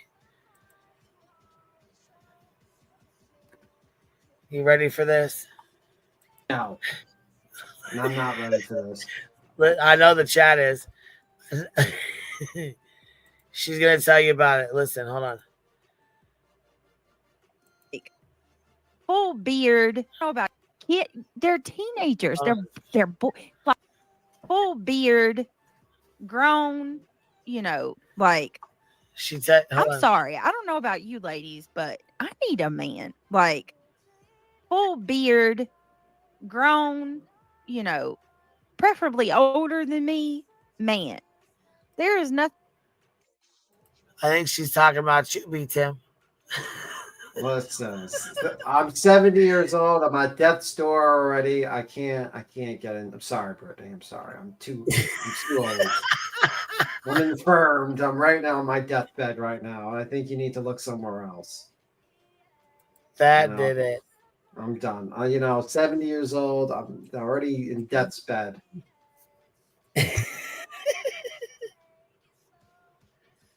In fact, I think the priest is coming right here to read me my last rites. He's coming in about an hour. Let me see. Let me see. Tell her you broke. She calls BTM tampon Tim with an assless chaps. Very clever of her, I'm sure. She wants a man's man. I told you. Well, maybe she's tired of having 5 kids, like another kid that just does nothing, like that guy. I don't know, someone who's going to work. It must be new. She's tired of raising another one, huh? Yeah, pretty much. My sympathies for her on that one. She said she liked them older. You might have a chance, B Tim. Well, I think I'm too old. I'm a 70-year-old man. You gotta. Sorry. My name's not Boogie. He said, nope. Not I. I'm not getting stuck with that. Hell to the no. And then a little bitty adolescent. What? Teenager with pimples and just hit puberty. Like, that's disgusting. They're your kids. And so I heard this woman has children in the high school as well. Like, I just can't even imagine. They're kids. It's child molestation. It's child molestation. Period. Yeah, but can't say the when MS. the Can't say ladies the are all M-word. Gog, Sorry.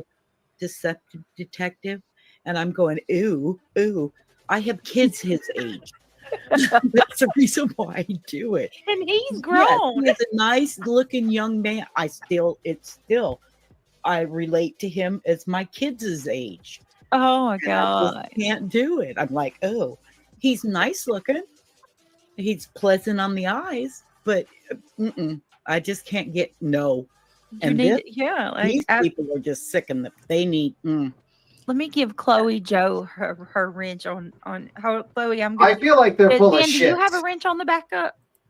I have a feeling they're full of shit when they're like, oh, he's just like, I have no interest in deceptive detective. Like, when you deny that much, that tells me a little differently.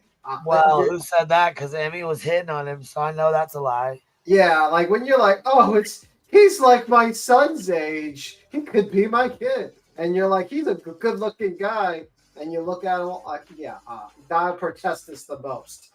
I think you're lying, ma'am. I think you're into the deceptive detective, and you just don't want to admit it. It's okay, ma'am. It's okay. It's fine. Like we don't know. Like we don't know that you're into the deceptive detective, ma'am. Just admit it. That's probably why 90%, 70, 60% of his audience are probably women that are looking at him like eye candy. Just like the lawyer, we all know. Oh, hey, now don't involve him. What did he do? How did he get involved in this? We know his audience base. We know the majority look at him like eye candy. Well, I'm just saying. Well, what did he do? Let's leave him out of this. Yeah, I'm just saying. If you're like, when you got guys, I'm just saying. So let's not cap here. We know that you're into the deceptive detective, people. We know it. Especially when you're like, he's a good-looking young man. Okay, man. I'm cracking up. Tell the truth and make the devil blush, okay? Tell the truth and make the devil blush. Oh, my.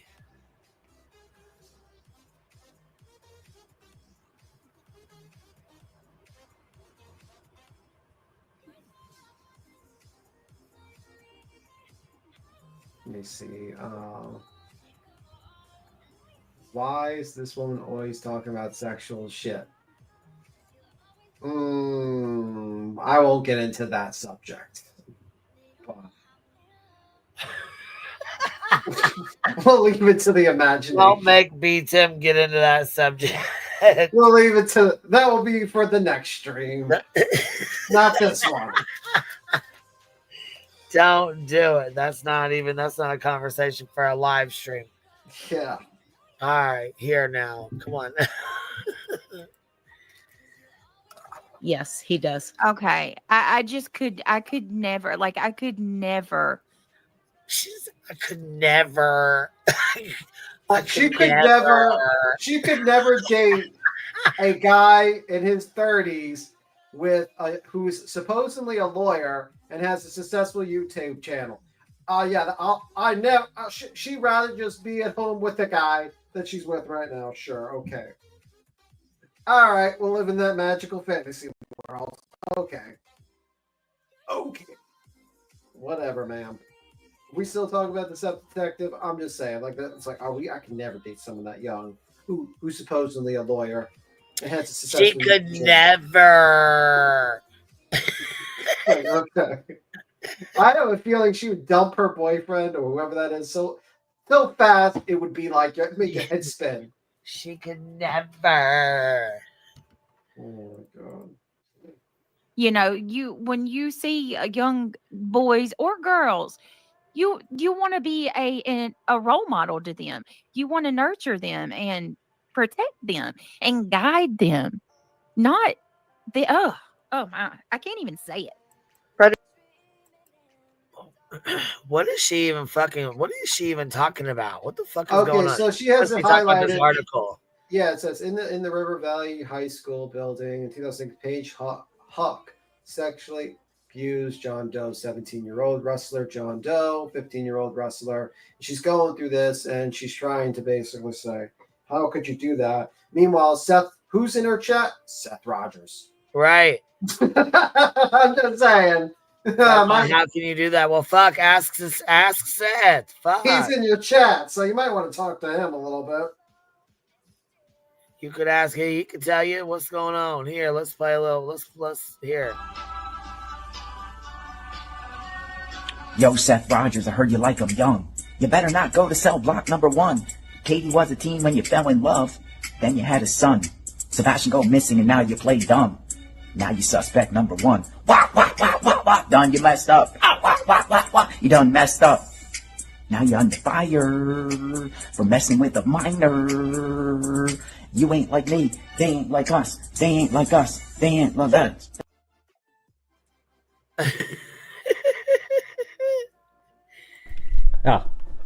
Welcome in, everybody. Welcome in. Come on in. Come on in. I'm fucking done. Pictures. It's absolutely something is terribly wrong. I don't even have words. I don't even have words. Where's the parents? Made the report. The suit claims that they were bullied and harassed. The report to Principal Jacobs is not even noted in the personnel files of Paige Huck or Coach Huck. John Doe 4 said that Paige Huck started abusing him when he was 13. The first sexual conduct with John Doe 4 occurred when Paige Huck... Yeah, I'm not going through the rest of this. Yeah. So, that clip was fucking funny when I got it, and she said, I need a man's some shit, and I fucking died. I had to go find out. I said, she's got to be talking about the B-Thug. Yeah, you definitely will lose intelligence. Mostly, Brittany J's going to watch I am that. not burning brain cells tonight. She's going to watch that. She's going to grandstand. That's horrible. That's horrible. How, Seth? Yeah, that's what she's going to do. Okay. All right, ma'am. All right. I kind of like that scenario where our favorite Change Sav was putting fucking tape on her mouth to protest to get kid behind the camera back on the show. But she went after fucking that Jimbo guy. Okay. That's weird. She wants to no, Benji, no. Anyone else hear that? What sounded like the? No, I didn't hear that.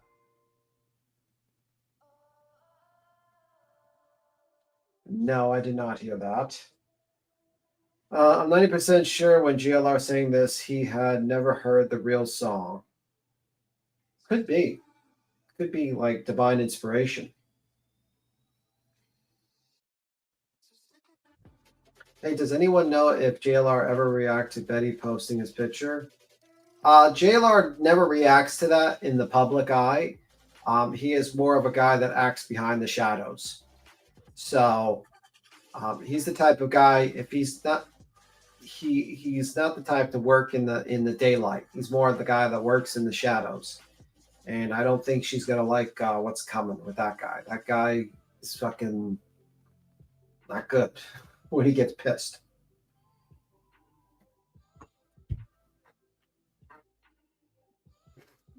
Can someone get let me see. But yeah, let me see. Did you watch JP's parody on BHB from this AM? It was really funny. Yeah, it was pretty good. Leave it to her to have JP to have leopard print pajamas on hand. Jesus Christ. That woman loves leopard print. JP loves leopard print. I swear to God. Anything with leopards on it. Holy fuckaroos. I wouldn't be shocked if she has like a golden leopard skin statue in her house. Just standing there, just a leopard. Oh, statue. JP, here, let's play it. Yes.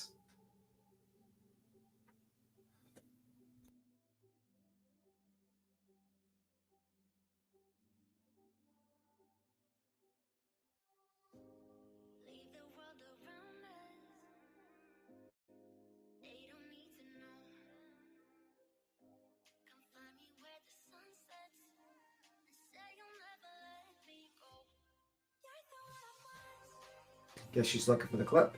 Let me see. Wait. Let's see. JLR has over 300k subs. BHB can only hope. Yeah, that's what I mean. Like, he's not going to reply to her. And also, he doesn't like talking about drama when it comes to that shit on his channel. And you can tell that he's not going to mention her name if he does respond to her, so no one can look up her channel. Because he knows how back and forths work. You know what I mean? He was a troll. Might still be a troll. And one of the things you do is you want to get a back and forth going. So a smaller channel tries to go for a larger channel, so the larger channel acknowledges them and sends people over to hate watch them or watch them, and then you just do a back and forth type of deal. He knows how to play the game. And he knows that's like a very stupid move. If he's going to do anything, he'll probably send a cease and desist or sue her fucking in pro se. Or maybe he'll just ignore her and not want to deal with the stupidity for 2 years. Because remember, she'll probably try to do a countersuit and do multiple fucking bullshit filings, and it's a pain in the ass to deal with. So he might just ignore her. Success is the best revenge. The Bepster. They asked why hasn't he reacted to the photo that she put up. Oh, he might not give it some time. Give it a little bit of time, and you may not see him reacting, but I'm sure he's doing something, in my opinion. But here we go. Morning, my coffee beans. How are we this morning? Oh my gosh, I'm so glad you guys are here. We got big things happening today. So you're getting bedhead Betty. Bedhead Betty's here today. We have some big things that we need to do at the bull. Oh my God, that's fucking perfect. She got the press pass and the green screen. I'm done. She got the curtain hanging. Bullhorn Betty show. I want to first start out with the $1 do campaign. Yeah. My GoFundMe hasn't been moving as quickly as I would like it to, and I really need your guys' help. This doesn't bode well for me. I have a lot of legal fees coming up. I have a lot of things that I need to get done. And I can't do it alone. I'm a one-man show over here. I mean, I can't do everything by myself. I can't be the victim's advocate. I can't be doing everything. I've been working very hard in my community. I've been actually going to all my board meetings. They're trying to drag me back to Tennessee. That's not going to work out well for them. I have a lawyer that I. She said that's not going to work out well for them. She's cracking me up. I need to pay. So if you guys could contribute, just $1 will do. $1 will do. And I just need just $1, from everybody. Every single person, I just need $1. And if you guys could help, I mean, is $1 too much to ask? I don't think it is. Now when I'm out here searching for a little bow all the time, I'm hanging up all the flyers. I'm done. She said out here for a little bow.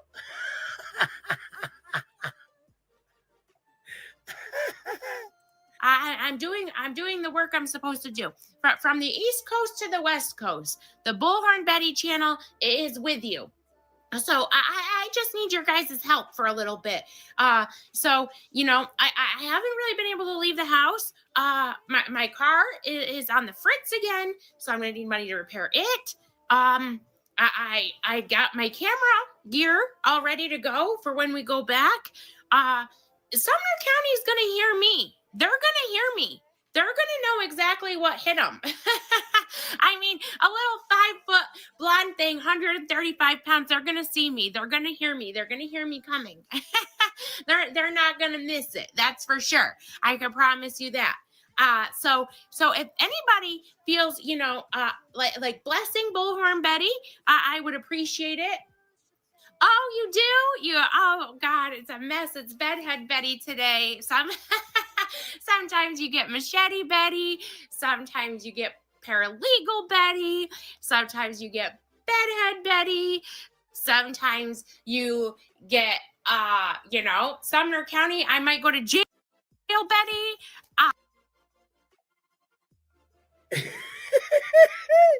Sometimes you get Sumner County. I might go to jail, Betty. Sometimes you get the $20,000 criminal out on a bond, Betty. Sometimes, there's my other glasses. I couldn't find my other glasses. I had to wear these glasses. I couldn't find my other glasses. Oh gosh. Sometimes, so that's why I came here today. That's why I'm here so early this morning. I'm just asking for my people, the supporters, the people that stand against the hate channels, to just really, really come out and help Bullhorn Betty. So this is the start of the Dollar Will Do campaign. This is the official Dollar Will Do video, if you will. And if you have, if you need to email me, just email me at bullhornbetty@gmail.com, bullhornbetty@gmail.com, and we'll chat. All right. So thank you. Please consider donating. All my links will be posted, and I'll see you guys probably about 4 or 5 more times today. All right. Bye, my coffee beans.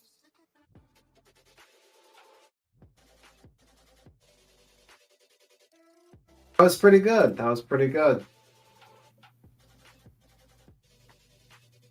Let me see. JP does a great job. Absolutely, she does. She does a great job. Blessed with common sense.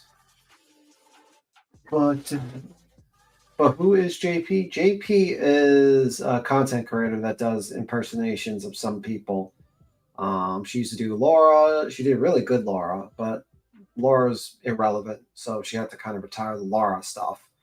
And now she does Betty, and she does some other people, and also she does her Sunday Preach or something like that. She calls it. She does live streams there sometimes, so she's a pretty good channel to watch. The funniest thing is she actually is using real dialogue, which is insane. Yeah. I don't know. JP probably is sleeping. Who knows? JP has Sunday service. Thank you. I was Sunday something. I was like, they got Sunday something. And for her hair is in a bun. Yep. Dab, do you, Betty? Yep, absolutely. Oh man, let me see. Let me see.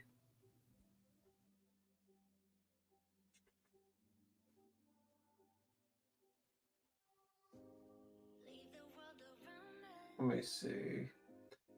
Her hair is in that bun, yeah. But I don't know. Coffindaffer will finally wake up and eventually figure out that there's, they figured out where Chris was on the day 2. That'll take her about 6 more months from now. And let me see. Follow JP. Yep, join up. This JP. She's a good channel.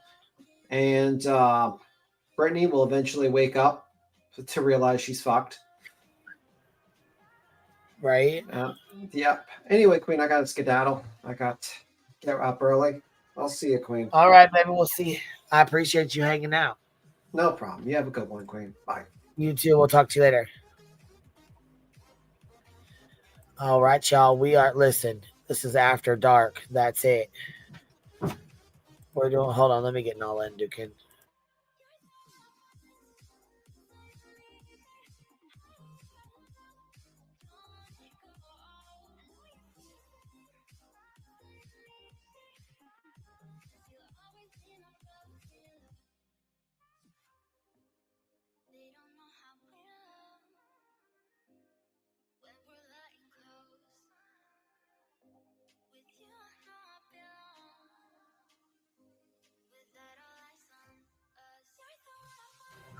All right, y'all. What do you guys want to do? You guys want to talk some shit?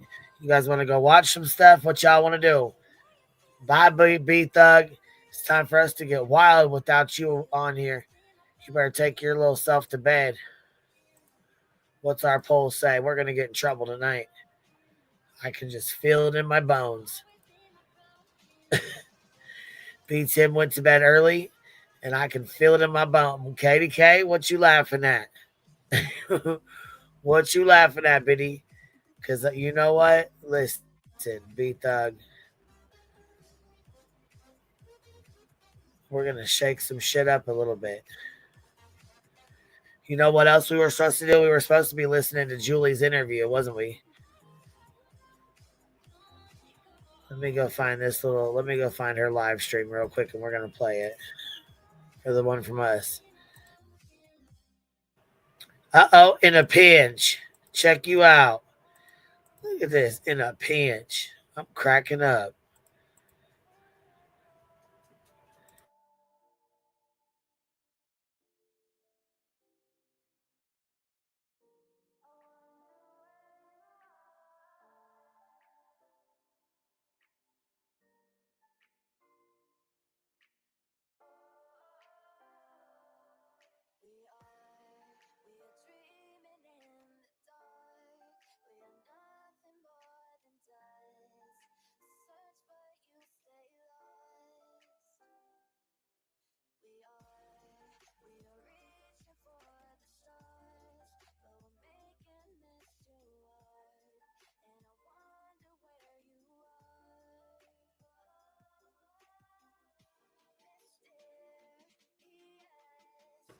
All right, we got 3 of these streams up here. Let me see here.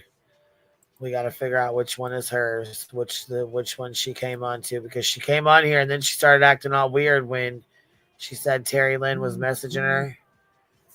She started acting all fucking weird. So hold on 1 second.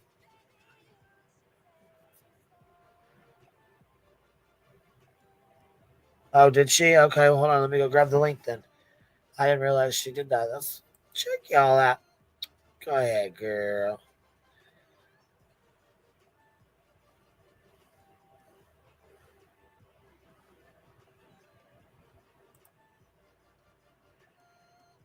Yeah, this one? Okay.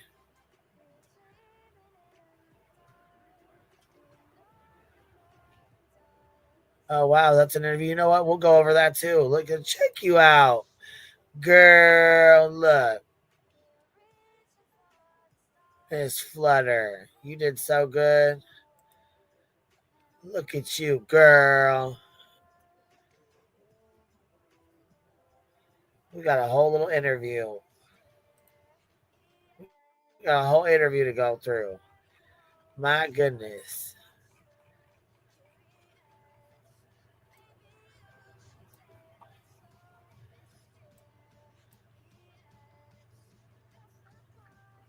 Yeah, there's that one too. But the one I'm talking about is Julia K9 Julia, the one where she came on the panel. You know what I'm talking about? When she started, we were asking her questions or whatever, and we were trying to get to the bottom of her bullshit, and she started acting all weird. That's the live I'm looking for. The one where she came up on panel. Pretty sure I already have it pulled up here, but let me see. Because it was like 7 hours, huh? It was long as fuck. I know that. Let's go find.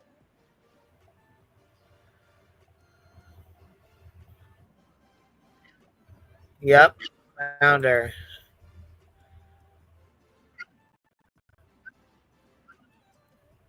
Found her.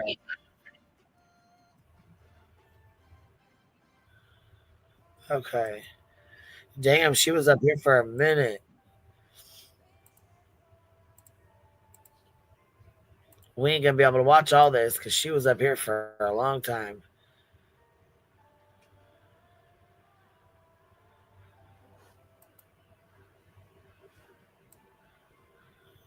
All right, let's see where she comes up. Right here, she comes up right there. Or let's see, she might even be before that.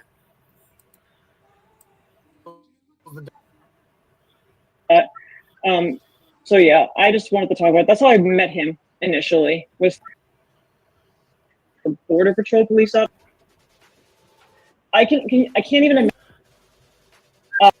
So I was like, all right. Because 100,000, yeah. Oh yeah, I saw jail. Quick. He was really, really good. They are drawn to empaths and older people, like, you know, grandmothers and that type, because these people have huge hearts. They're empathetic. They're sympathetic. Where they'll do stuff like, let's say somebody comments in the You can call out. Yeah, there's several other motherfuckers that could be called out. This is Jules, right? The dog handler? Yes. Okay, that's what All right, sidebar real quick. So the dog handler from Sebastian's case, Jules. All right, here she goes. How are you? I'm doing good. I just sent you a message on X, I don't know, or Twitter, whatever the hell it's called nowadays. I just wanted to touch on real quick, and I know, first and foremost, I'm a little upset that no one's talking about the fact that Seth called Clue, what do you call it, like chlamydia or something, in a one live, like, that really bothered me. That's okay, because a man calling a woman chlamydia is fine with these people, but, you know, I mean, it's just how it is. You know, you got to realize. Yeah, I really was not okay. And then, like, I wasn't okay when he said, like, when I heard that, I was just like, I was sick. And I know Clue's a badass and she's tough, and I know she doesn't care, but it really bothered me that I was just like, this woman's putting up billboards for your son. It just didn't, it really bothered me. So that was, I'm just sad that nobody's talking about that because everyone's talking about what Clue said, what that's up, but no one's talking about the fact that he called her that after, like I said, just being a billboards for his son. So I don't know. That just really, really bothered me actually. And I wanted to bring this up in Granny's chat, but I was busy. We were talking about, T-Rev and what's going on right now. And Queen, I don't know if it's okay to just briefly mention the whole Danilo Cavalcante case, which is when I first heard of him. I don't know if it's okay. I don't want to take over your chat. I just didn't know if. Oh yeah, go ahead. That's fine. Go ahead. I think you're on T-Rev. Yeah, I think that's more important than talking about Dietz and Johnson. Yeah, because it's not really anything, you know what I mean, that I care to talk about. But go ahead. You want to talk about T-Rev touch base? Go ahead. Yeah. I'd love to hear. Did you work? I mean, like, did you talk to him? Because I mean, he was a big part of the Sebastian case. I mean, I know that you were, Yeah. I knew T-Rev from the Danilo Cavalcante case, and I apologize if I drop out. My AirPods are dying. Except on Zooms. So I knew him from Danilo Cavalcante, the escaped inmate in Pennsylvania that was running around for 2 weeks in the freaking woods. Which that's how JLR got his following. That's how he got his 100,000. Yeah. Oh yeah, I saw JLR out there. So that was taken over by with your dogs. I'll get into that. So the Pennsylvania State Police, it was Troop J. They were the ones that were running the initial investigation with the Chester County, case. So that's what that was. And then they had the USPCA and the NPCA, which are United States Police Canine Association and National Police Canine Association, 2 different certs I have. My regional director sent an email to everyone who had a patrol certified canine. And I do have one that's a single purpose patrol certified canine. So I was like, all right, so I show up to Troop J, we go to the command center, which was a mess. Long story short, they assign us all to an officer from the state police. And I don't think people who were first getting into true crime understand these officers were literally watching live streams. They were just sitting there I don't think these people understand. And when I heard this whole fake con with Stevens, I had no idea. I honestly never knew about that. So nobody did. I mean, we exposed that when Little Snitch came out and told us about it. Yeah, it went on Granny's watching and snitched. So yeah, pretty much. Right. So when we were, T-Rev, that's how I first heard of him. It's how I first saw JLR. I actually saw JLR walking around out there and, being JLR like he does. Whatever. T-Rev, Nick the Hat, all these guys were out there. And I can So Julia, you knew them before. Okay, so she's saying JLR was out there, Nick the Hat was out there. That was Granny's watching was out there too. So she would have met her too, or she would have been around her too. So what the hell? Yes, this is Julia, K9 Julia from 7 months ago when she was on panel. My, how things have changed. I can't even imagine hypothetically, what if he, to get more followers, had someone call into the show pretending to be someone who was, this Danilo guy, I'm a friend of his and I think he can go to this house. Or this guy, unalived his girlfriend in front of her kids, and he did the same thing in whatever country he was originally from. It was horrible. So I can only imagine. Can you imagine had this happened earlier with that case? The PA State Police would have been all over. They take that stuff so seriously because they brought.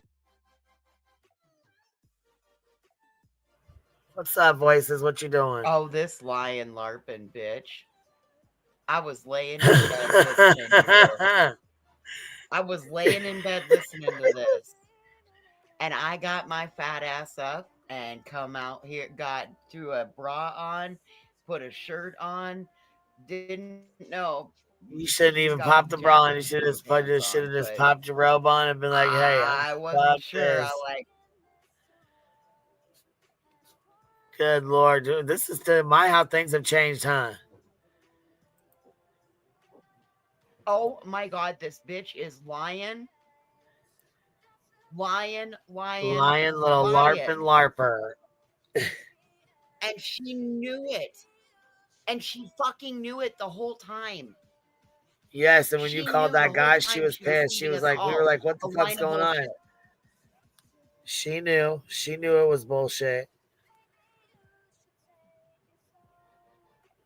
All right, here we go.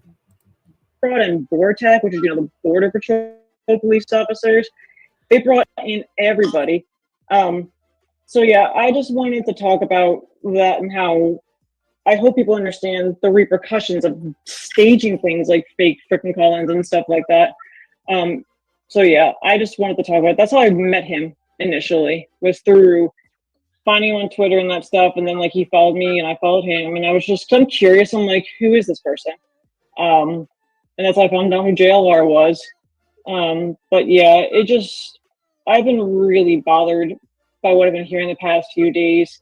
And I wanted to say, and B Tim, you're hilarious, by the way. I could listen to you. You're funny.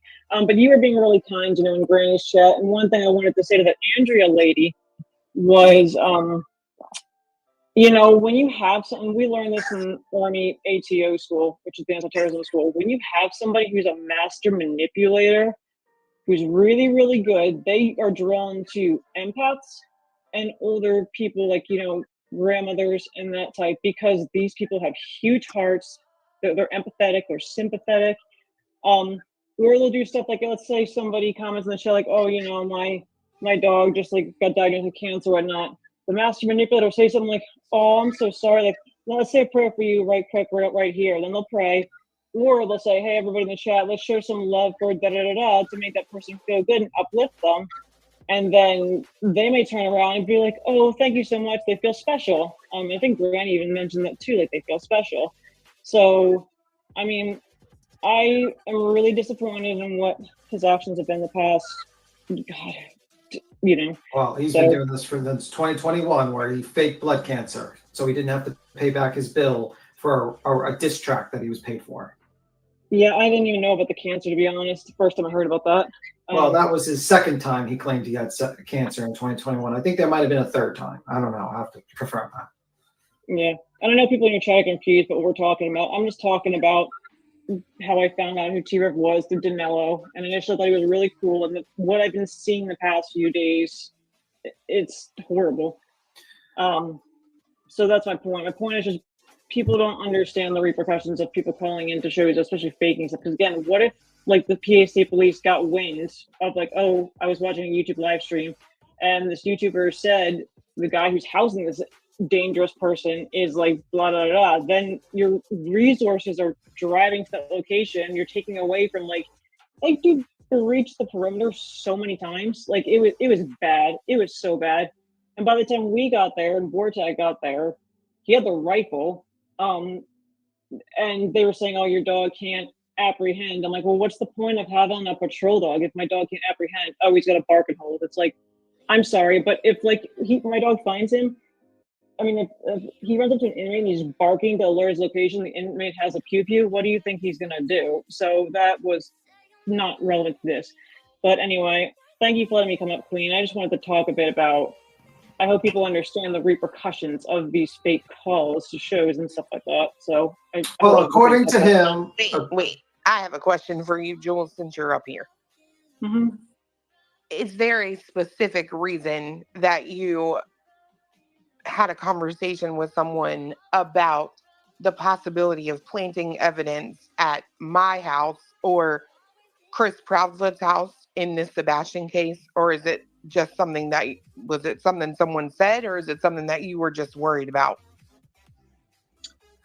Are you talking about, it was something I was concerned about based off of stuff that was sent to me. I was really worried about it, which is why I was like, somebody needs to know this. I wonder if she was really worried when she called the feds on Betty and told them that she was concerned for her. And then Betty made her a mod on her channel. Allegedly. Let's leave it at that because it's in the filing. We just don't know if it's true or not. And the person I told that to, I trust. So that's more so what it was. But everything and anything I have records of and screenshots of. So I just was worried about, you. And I know that like we've never really talked before, but like if something were to happen like that, and I didn't say something ahead of time, I would never forgive myself. So it was more so that, if that makes sense. So a follow-up, have you turned in that information to TBI? Yes, I have. I sent a PDF of everything, but I'm sure I didn't have a way to contact you aside from like emailing. So I did put your email in the PDF, but if you're gonna go to, a different department to talk about the other thing that happened the other night, they might be reaching out to you. Okay. That's all. Well, thank you for coming up. I don't know. I think with T-Rev, I do want to say, like, with T-Rev. Yeah, I was gonna say I want to talk to you when everybody else is done or whatever. I mean, don't just take off here because I've got some questions. Go ahead. No, let you go. You go, Queen. I'll keep quiet. Yeah, I got some questions. You know what I mean? I was just kind of curious. When you were supposed to meet up with Terry Lynn, was there a reason why you didn't go meet up with her, or did you because she kept saying she had evidence or whatever, she found stuff? Was there a reason why you didn't go meet up with her, or is it? So there is a reason. So I'm a legit military police officer. I did a whole video the day where I proved all this stuff. So I can still make. Whoa, she said that super fast. Let's slow that down. Yeah, I need to meet up hear with the Terry Lynn. rest Was of there a that. reason why you didn't go meet up with her? Or because I'm pretty sure she said she's a military officer. Something.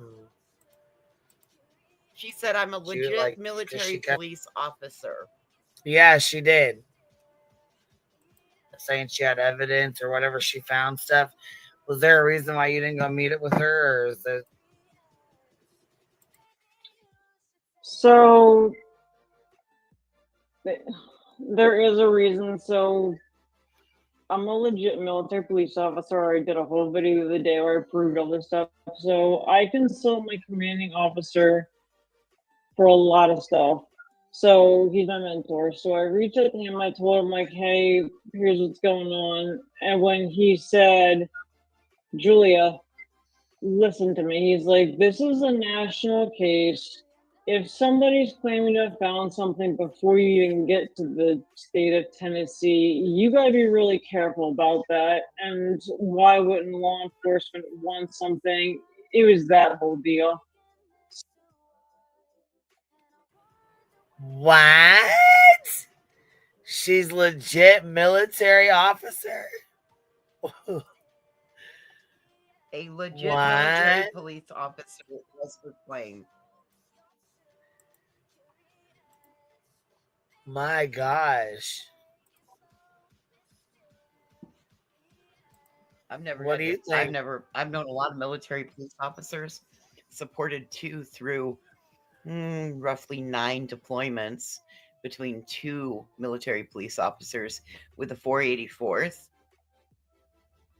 And never once did I hear any one of those guys refer to themselves as legit military police officer. Never once.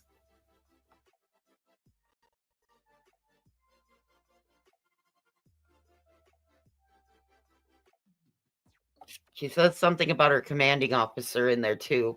And she's done a video to prove all of this earlier today, is what she said. Yep. Let me go back. I'll slow it down. Because she kept saying she had evidence or whatever, she found stuff. Was there a reason why you didn't go meet up with her, or is it?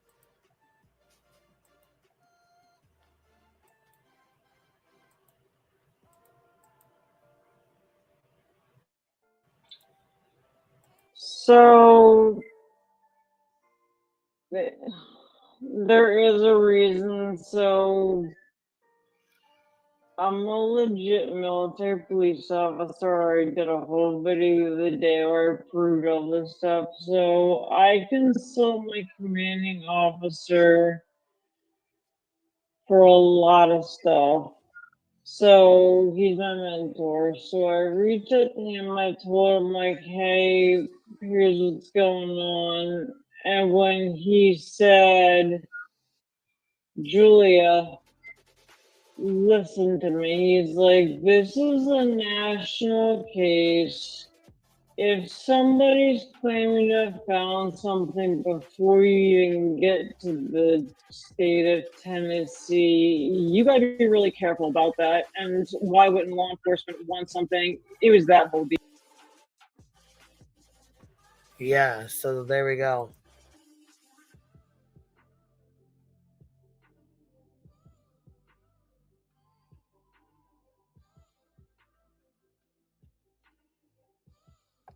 Consults with their commanding officer about a lot of things. Mm-hmm.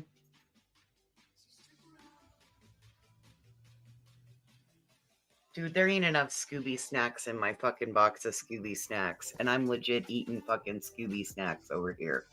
There ain't enough fucking Scooby snacks to match up with her bullshit. Real raggy.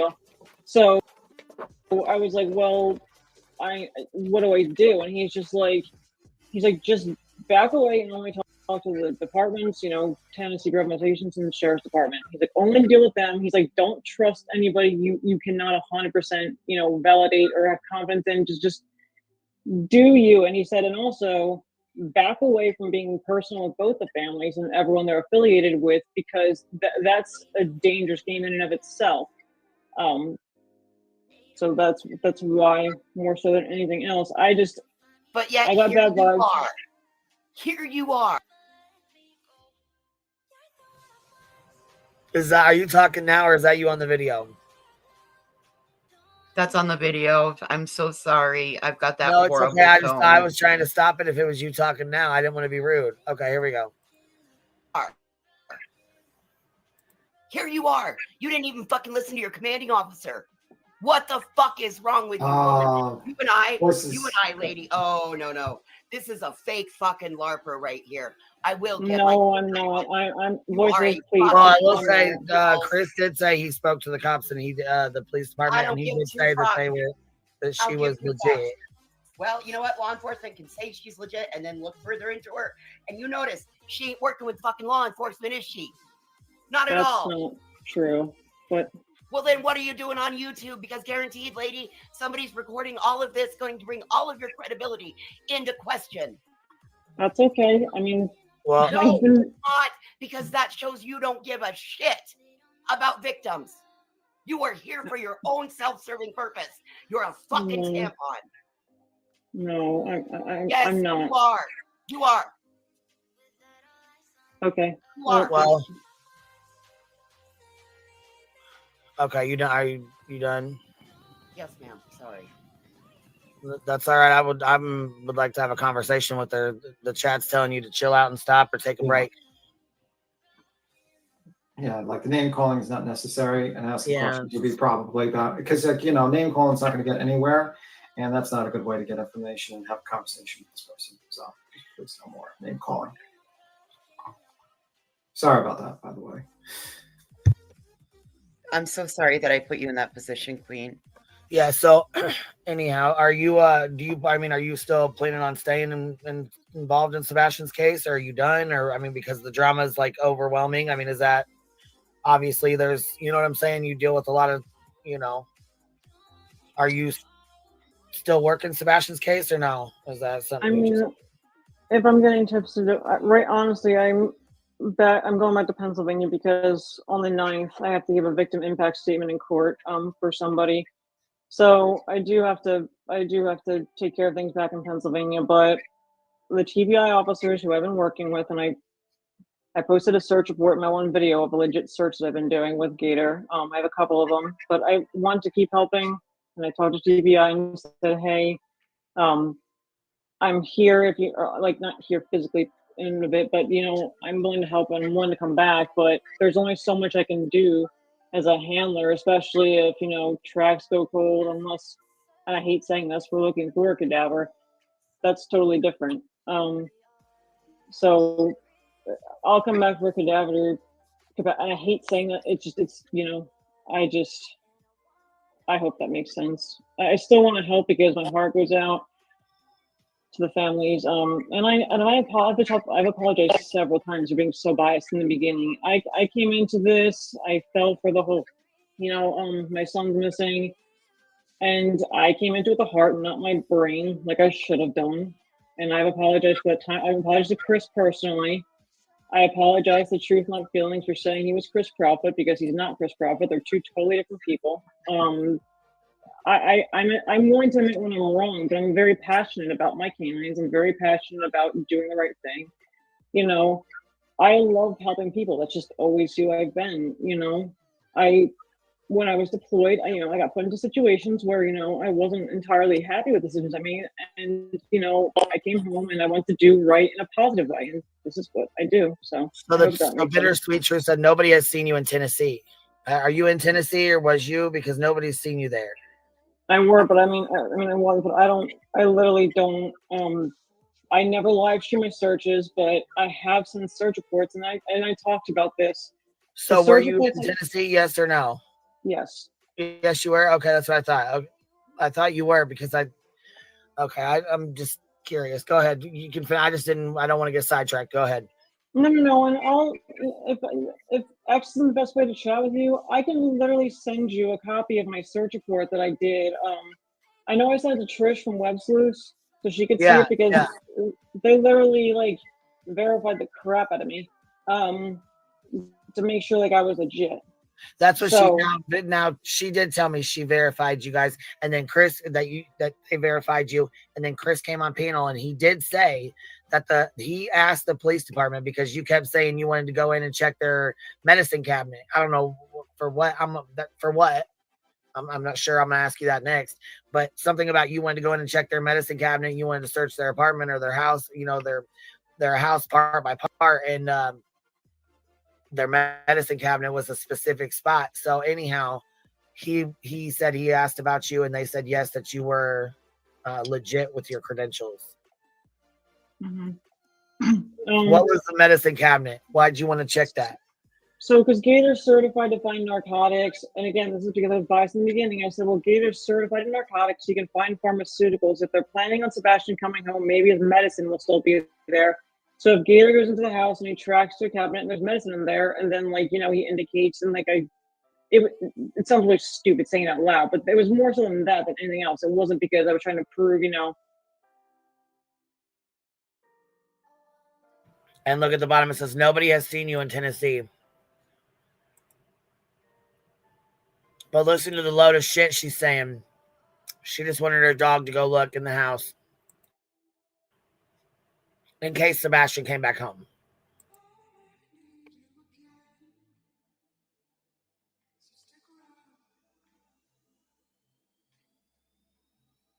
Why'd you want to check that? So, because Gator's certified to find narcotics, and again, this is because I was biased in the beginning. I said, well, Gator's certified in narcotics. You can find pharmaceuticals. If they're planning on Sebastian coming home, maybe his medicine will still be there. So if Gator goes into the house and he tracks to a cabinet and there's medicine in there, and then he indicates, and it sounds really stupid saying it out loud, but it was more so than that than anything else. It wasn't because I was trying to prove, the theory that came out of Nancy Grace, but that's not what I never believed that. I think that's a BS theory anyway, that Katie would do something like that. It was more so to be like, oh, validate medical. And it does sound really freaking stupid saying it out loud now, but it was, again, I was biased when I came in. I made a lot of stupid decisions. That's more so what it was. Was the decisions that you made based upon faulty information in the beginning given by Seth, basically? My God. This is full of just goodies, ain't it? Oh my God. It was so worth getting out of bed. Thank you. Girl, shit. The whole time she knew she was lying to us. Hell yeah, she knew she was lying. Listen, I'm dipping some Sterling's chips, the salty ones, and some ketchup. Listening to this bitch lie to us right now. I just ate a Smucker's PB&J Uncrustable listening to this. Just sitting here thinking, Those Edie, this was 9 months ago. This was Julie on panel 9 months ago. They roll right off her tongue. She had thought this one out. Say premeditated much. She was prepared for every question asked.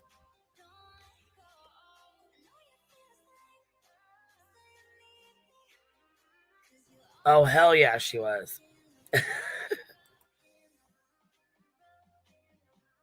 Like him not having access to like online, like not being online and things like that?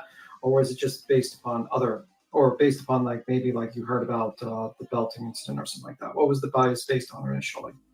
It was your first statement. I didn't care about the belt thing, to be honest. I mean, my grandparents, if I was bad, oh, go get a Switch. Okay. And I would go out, and get my Switch, and I was spanked as a kid and everything. So I really didn't care. Hey.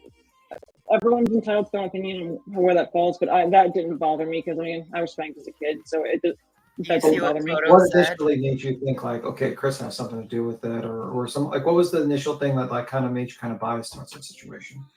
Just based off of what I was fed by the opposite party. That's all. Which was like faulty information. Then later on, you learned more information, and then you started realizing, oh, I might have gotten things a little. It might be more to it than what's been explained to me thus far. Is that my understanding? Okay. Yep. That makes sense. I mean, like, would it have changed your mind to find out if, because in the beginning, I remember in the beginning, they said he had no access to online. He didn't play online stuff. Would that have changed your opinion on the case if like, suddenly you found out he was playing online at Seth's house unsupervised for 12 hours a day? I mean, honestly, I'm not a huge gamer, and my kid was coming in specifically as a handler initially in the beginning because, again, I heard 50 different stories about like how many dogs were in the house and what they were certified in, and like I know people are like, well, how are your dogs different? Well, it doesn't hurt to try or like offer to help. I want to be clear, I was not paid anything by anybody. I'm not even a monetized channel. I'm not doing this for any purposes. I have no plan on monetizing. I want to help. That's all. So, and Michaela's not my cousin, so I wish people would stop asking me that. I didn't even know who she was until this case.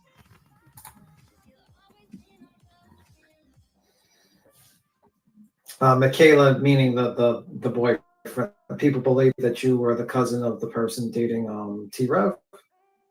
Yeah, someone asked if am I family with her? No. Oh, okay.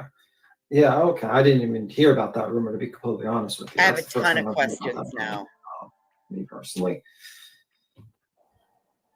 I mean, I knew who she was because, like, I talked to her after Todd Terrell from the Cajun Navy reached out to me, and he was just like, hi, like, I don't know, because Sebastian Rogers, and then that's how I met Michaela and Seth and, Karen, the other search party lady who's been helping out. That's how I met all of them, was through that, but she's not my cousin. Where did that start off from? Like, who started that rumor? Was it just randomly just like, how did that start? I just saw it in the chat. Someone said, Dee Dee said, ask her if Michaela's her family.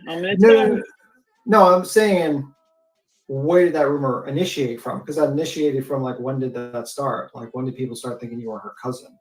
I have no idea. It was so random. I have a screenshot of it. I think it's from a couple weeks ago. Somebody named Jamal was going around saying that, whoever that person is. But I can send proof of that. I just have to find the screenshot. Okay. I'm not related to her. Okay. Well, we're gonna have to tend you to a DNA test right now. Are you ready for that? Oh yeah, sure. Okay, I'll go. We have to confirm this. You want a hair sample, or you want a mouth swab, or what do you want? We'll take the hair sample. We'll send it to the UC Davis. We'll send it right there. Wait, I have a question. Any way you could email me that PDF? Yeah, because I mean that should be fine. Because I know something that's concerning your property, so yeah, I can do that.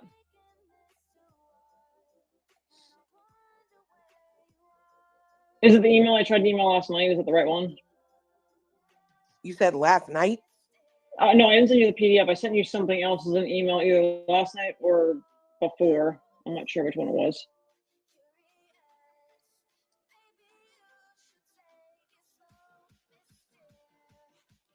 This bitch be emailing everybody. Is that the right email then? Yeah. Okay, that's fine. Yeah.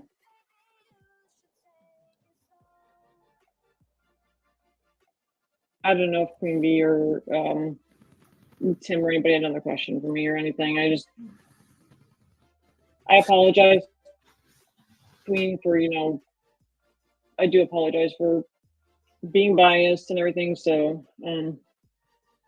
Yeah. Well, you don't have to apologize to me. I just think it's, you know, I thought it was against your, you know, policy, if you will, or you know what I mean? Like, I just thought it was against your ethics to be biased. Well, again, it was, but I came in with my heart and not my brain, and that's why my community officer was like, Julia, don't stop. Well, so that's why I asked you, are you stepping back? Because obviously you do have a biased. I mean, I'm not. Now, so I mean, I'm just asking, honey. I'm not being rude or mean. Please don't take it that way. I don't want you to think I'm being shitty or anything. I'm just merely asking, you know. I don't think you are. Honestly, I stepped back weeks ago when the whole Trevorley fallout happened, or Trevorley, whatever his name was. Trevor. Yeah, Trevor. Yeah, that's when I, like, literally a few days before that, I really started to be like, huh? And that's where and it wasn't because Seth said something to me that was like, you know, pervy or whatnot. It was just because, like, I was noticing like a pattern of like getting angry really fast, and just like there was just like my gut was like just like something's not right. Who's getting angry really? Who's getting angry really fast? I noticed Seth was getting angry really fast. So he was quick to anger when he was around you? No, like on the phone, if I was talking to him, he'd get angry really fast, or like just like the way he would not stop talking about Chris and Katie. Like, and I never once heard Chris or Katie say anything bad about Seth. And there's just something that just clicked. I'm like, this doesn't make sense to me. Wait a minute. So you're saying that you're trying to get information about the son, you know, last location of son, information about his son, and he's talking about Chris and Katie constantly on the phone with you? Yep. He brought up Chris and Katie multiple times, and it wasn't like in a positive light at all. So it just made me angry. So I'm just like, you know what, this isn't good. I don't know what to do. So I just backed away after I called my commanding officer. So I haven't talked to Seth. That's why you said on Betty's kind of like ghosted him. Because I just had to stop. So I was just like, I don't want to talk. Like, I don't want to do this anymore. So that's how it was. Someone says, Michelle says, you said, and this is to you, Julie, you said you was at Decante when he was caught. Then you came in Brittany J and T-Rev and told him you was there, and you denied being there. It's on her page. Why? I'm scrolling back to look at that comment. I wasn't there on site I wasn't in the woods when they captured that guy. I was stationed outside Longwood Gardens, but no, I wasn't in the woods when the Wartak guy physically apprehended him. Like, I wasn't present for that. Like, I watched them take the group photo, like, you know, but I wasn't in the woods. I was there I was not in the woods when they physically apprehended the guy. It was not my canine that apprehended him. That was Yoda, a Vortex canine. And that's that. Did you go to any hospitals while you were here, Julia? Yeah, I stopped by the VA hospital because on my way here because I've got bad PTSD and I just have a lot going on at home and with this stuff. So yeah. Not for you. I'm talking about like searching, like, or anything. No. Also, Queen, are you here? Yeah, I just came back up here. What's up, baby?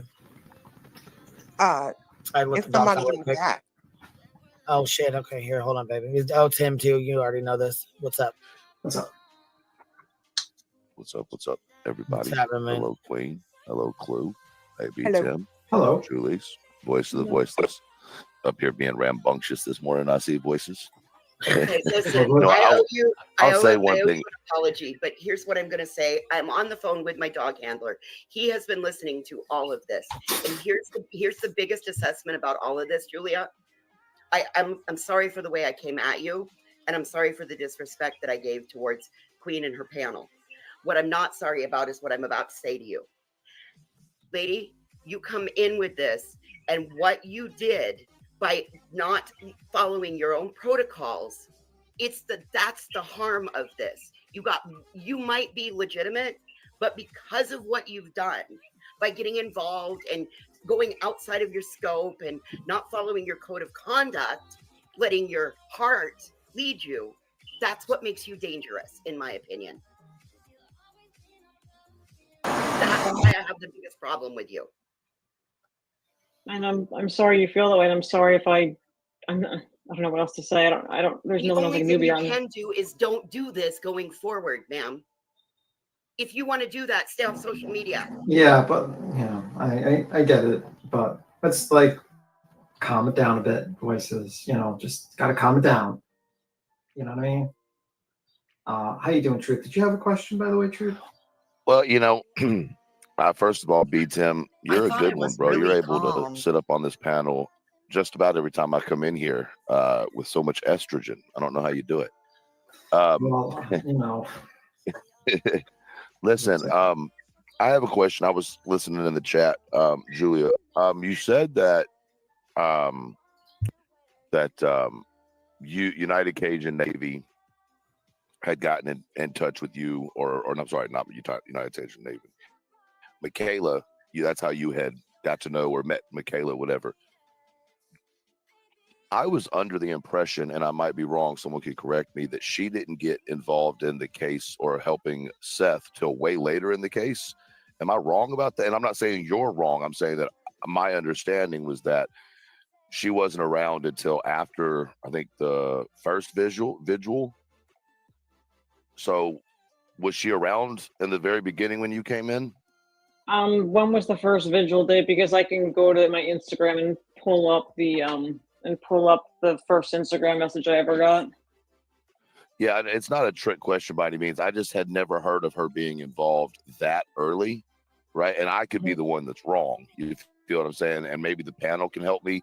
But I was under the impression that she was involved later in the situation. But if she was around back when UNC was involved, then in my opinion, that changes some perspective for me, at least on her involvement in this. You feel what I'm saying?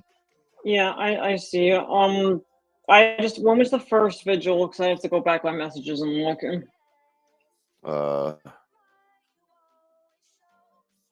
Okay, so I'm not Give me a real sec, sure. I'll I think look it up. April. I think it was April. Hold on. We found out that Michaela's been a mod for a long time. Okay, that makes sense. I didn't know. That's just, and like I said, I'm not saying anybody wasn't being honest. That was something that I missed in this case. No worries. As long as I can find the first vigil is, I can literally pull that up. Another question, just a Well, side we have question. one and March this- 11th. We got one on March 11th for sure. March 11th. Yeah, that was Maybe the first one. April 22nd. Was that another one? That sounds about right on the second one. April. Yeah, that would make sense. Somewhere in that area. Okay, hold on. This one says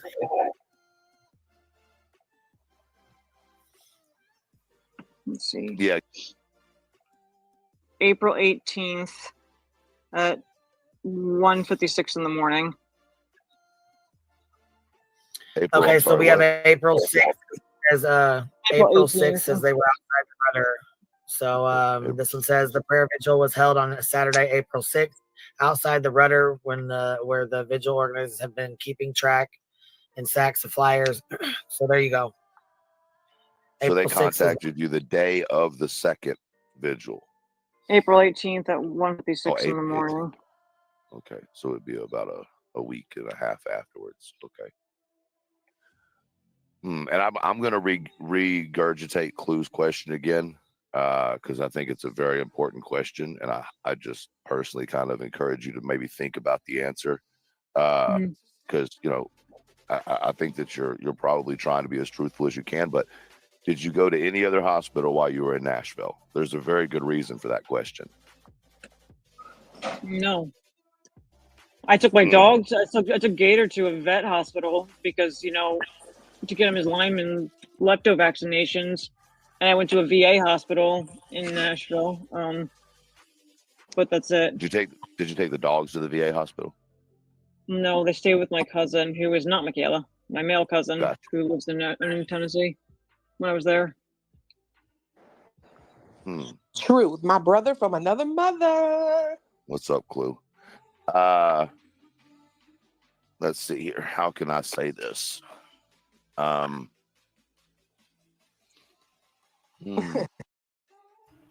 Here comes the moment of truth where he's like, yeah, you're a liar. There's a lot of people that feel like you're being that you're lying. Okay, I'll just come right out and say it. Well, here I go. I'll just say what everybody else won't. I'll say why, and I hate to even put this position, but there's a picture of you and your dogs outside of a specific hospital. Outside of where? It's outside of a hospital in Nashville. So Sumner County, it's not technically Nashville, but right on the line of Sumner County and Nashville. And no, on the sidewalk out in front of it. Yes, 100%. Pretty sure I got it on my computer somewhere. Now you could tell us if we're wrong about the location, and I'm not accusing you, right? I'm just saying there is a picture. There's a picture of you kneeled down on a sidewalk out in front of a hospital in Nashville with one dog on one side and one on the other. And the reason why the question is being brought up is because there were some people that had accused, and I'm not saying I was one of them because I wasn't, but there were some people that had accused that picture had been photoshopped, and so. Are you talking about the picture that was on somebody's community page? And so there was confusion between me and the person that posted that photo. So they asked me if I was searching what the fuck, Memphis. I'm sorry for the language. I'm searching Memphis, and I said I was, but the picture I posted was just a motivational post about me and my canines. That was not. And then I guess the cross between me saying yes, I'm searching Memphis, and me posting the photo, I guess the person misunderstood the picture was in Memphis. I know exactly what you're talking about because I'm kneeling down. I have Gator and Ara. They're in X-Dog vests and I've got a Friday the 13th sweatshirt on, right? Yeah, no, that was not at a hospital. And no. I was going to say, pull the photo. If you got it, pull it up. Clue's looking for it. Okay. And like I said, I know that the photo exists, but it's something that's been going around so heavy. I wanted to give you the opportunity to speak on. No, right? I think I hope you said in comments that's not there. I think I even clarified in the comments of that post. I think. I'm not sure looking for the photo, by the way. I'm sitting in my room. No. My hand, I'm not about to go do all that clicking and shit, but I can tell you right now that is Sumner Regional Hospital. I've been to that emergency room way too many motherfucking times. I know where it is, etc. So I'm gonna see if I can. Do you have and I'm not on my computer, so I forgot. I mean, that picture's on my Instagram, like my dog's Instagram, and it's literally from my old apartment complex area in King of Prussia, Pennsylvania, and Children's Hospital Philadelphia is in the same location. But that'd be stupid of me to post like a photo on my dog's public Instagram and then claim to, you know what I mean? So it's on my. That's why. That's why. Drew? Hello? You're fucking kicking me. No, you're not kicked. I think y'all were kneeled down. It was you backwards, like your face wasn't on it. Yeah. Mm-hmm.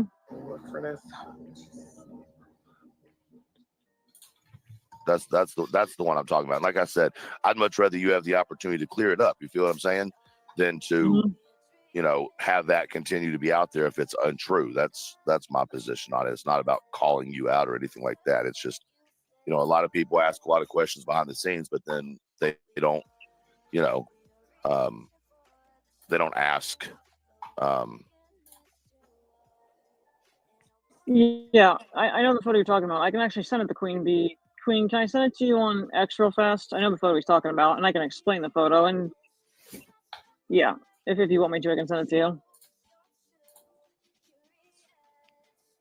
don't know if she's still here. You guys can hear me. Well, maybe she got beat up. She got attacked by a dog for a moment. Sometimes she has kids and dogs, and sometimes she's got to rush over there for a moment. But do you know what the date, like the photo particularly? Like, I know the photo you're talking about. I'm trying to feed. What is your? Queen said send it to her. Queen said the back chat send it to her.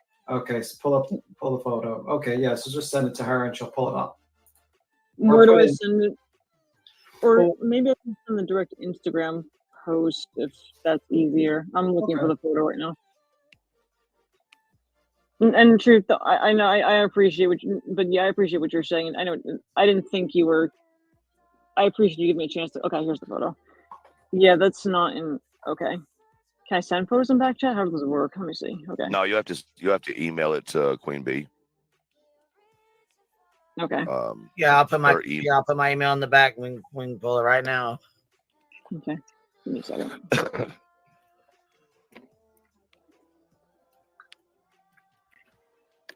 Oh, and if I'm too loud, just let me know. I'll lower up. Is this better? So yeah, I was gonna say I fixed your mic anyways already.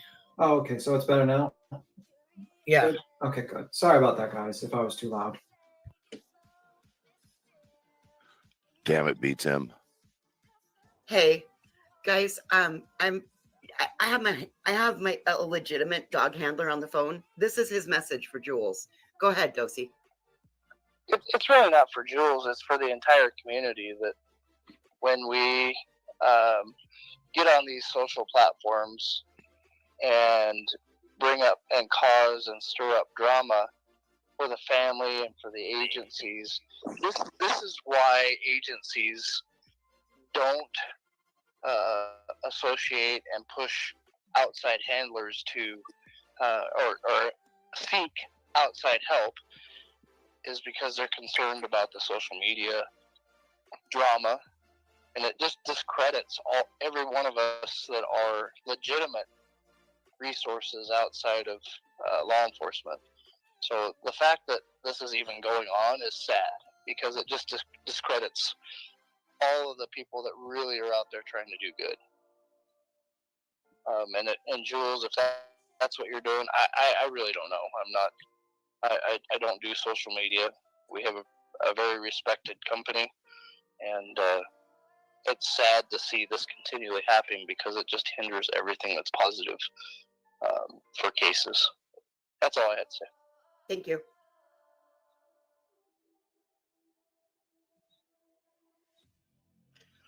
So that's my business partner.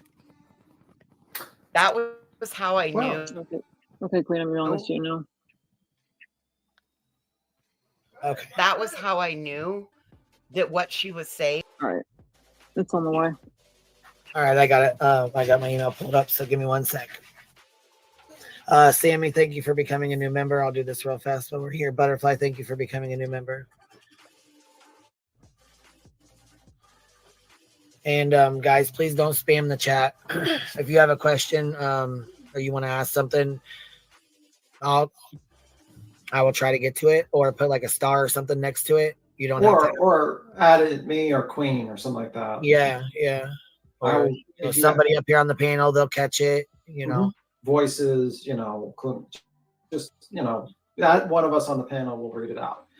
But if you don't add us, we're going to have a hard time differentiating between what's a question and what's a statement. And I don't want to read the whole chat for everything.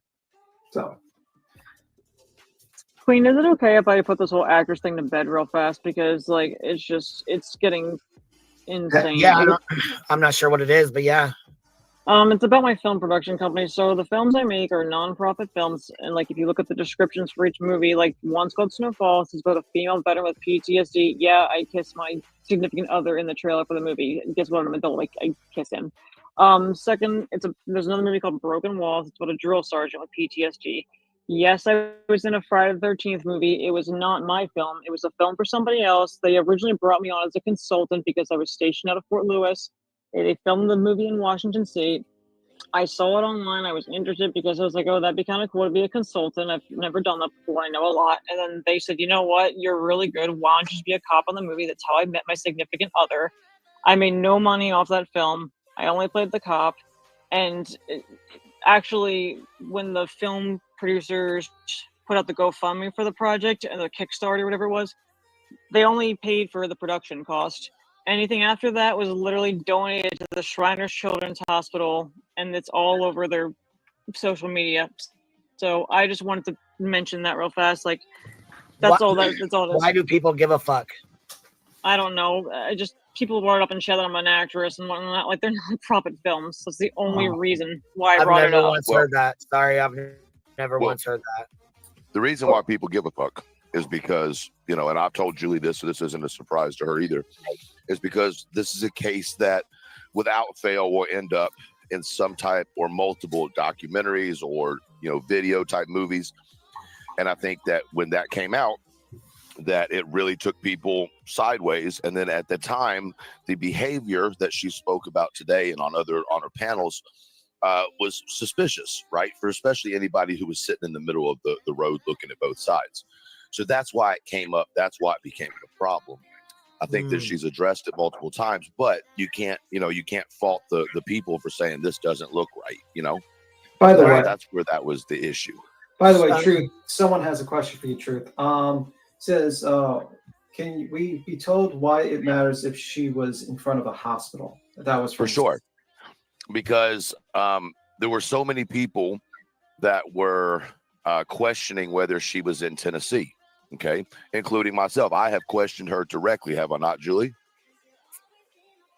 You have.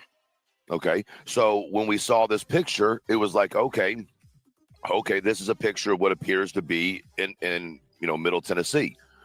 So then when we got to looking at the picture, we had some people say, well, this looks like it's photoshopped.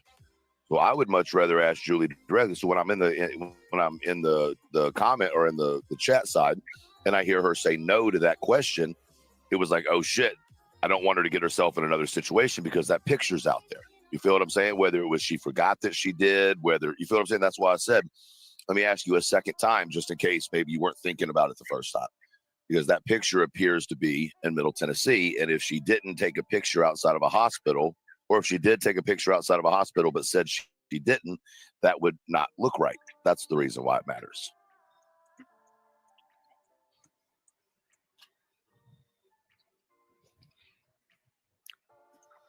Which she sent the picture, I'm assuming, so it can be figured out real easily. No. Still haven't gotten any emails. Oh, you haven't?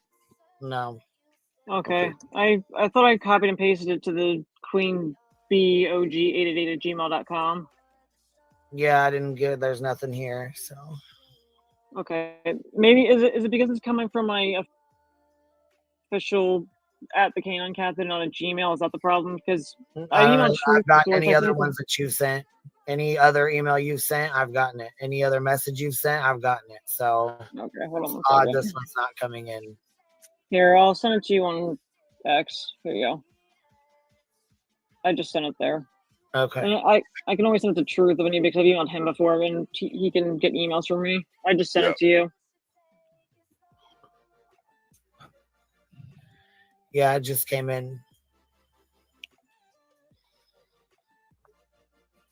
I guess another question is for you to Jules. Like, basically, they're asking, like, what's your thoughts on that individual that voices pulled up with the dog handler? Like, what's your thoughts on what you think of that person? You know, what do you think of what he said? I mean, I respect his opinion. I respect him. You know, I respect what he has to say. But I mean, I know nothing about him. But I mean, I have respect for him actually, like, coming up and saying something. So I don't know what really to say about that. But I'm not questioning if he's legit or not, because I mean, I have no right to do that. But yeah. Okay. Thank you for answering that question, Jules. Mm-hmm. I have a question. If this was so important to you, why didn't you meet Terry Lynn when she had a mattress pad to give you for evidence? I've already discussed this, Voices. I really don't want to. I don't want this to turn into where she comes up on panel and starts, like, we get into a fight. I'm not about that. So we can talk privately about that. I really don't. I don't think she'll be coming up here. I doubt she'll come up here.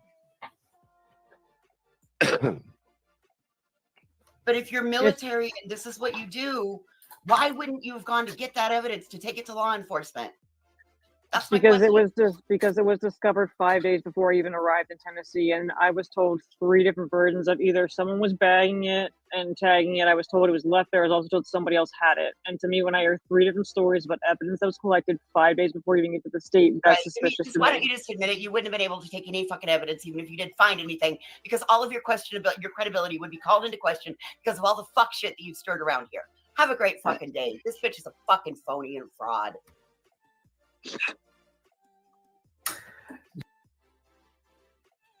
Damn, Voices already knew what time it was.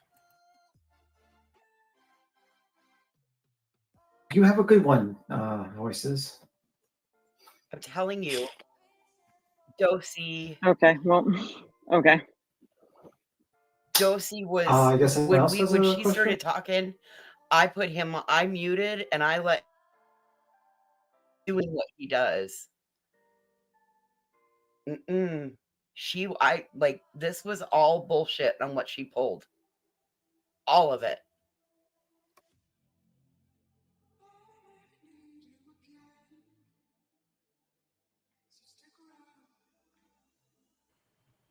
Oh, it's definitely some bullshit for sure. Nope. Look, here's the picture coming up. There we go. That's what we're talking about.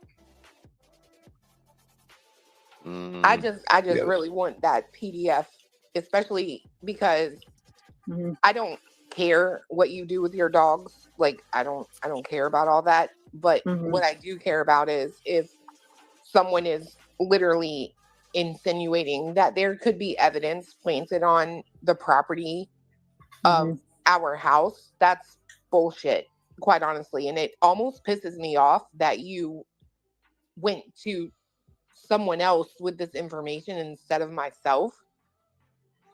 And if you can't send receipts on that, in my opinion, you're just a shitty person all the way around, because I would never want a stranger to have the potential to be prosecuted in something that they had absolutely nothing to do with. I understand there is a lot of, forgive me when I say this, fuckery that has gone on in this case and probably still is today. But if you know that anyone involved in this case has the intention of potentially wrongfully setting someone up, and you don't do what is necessary to protect that person, that just makes you a bitch in my book. But it is what it is. So if you could send that PDF, that would be amazing. I'll make sure you have it today, Chloe.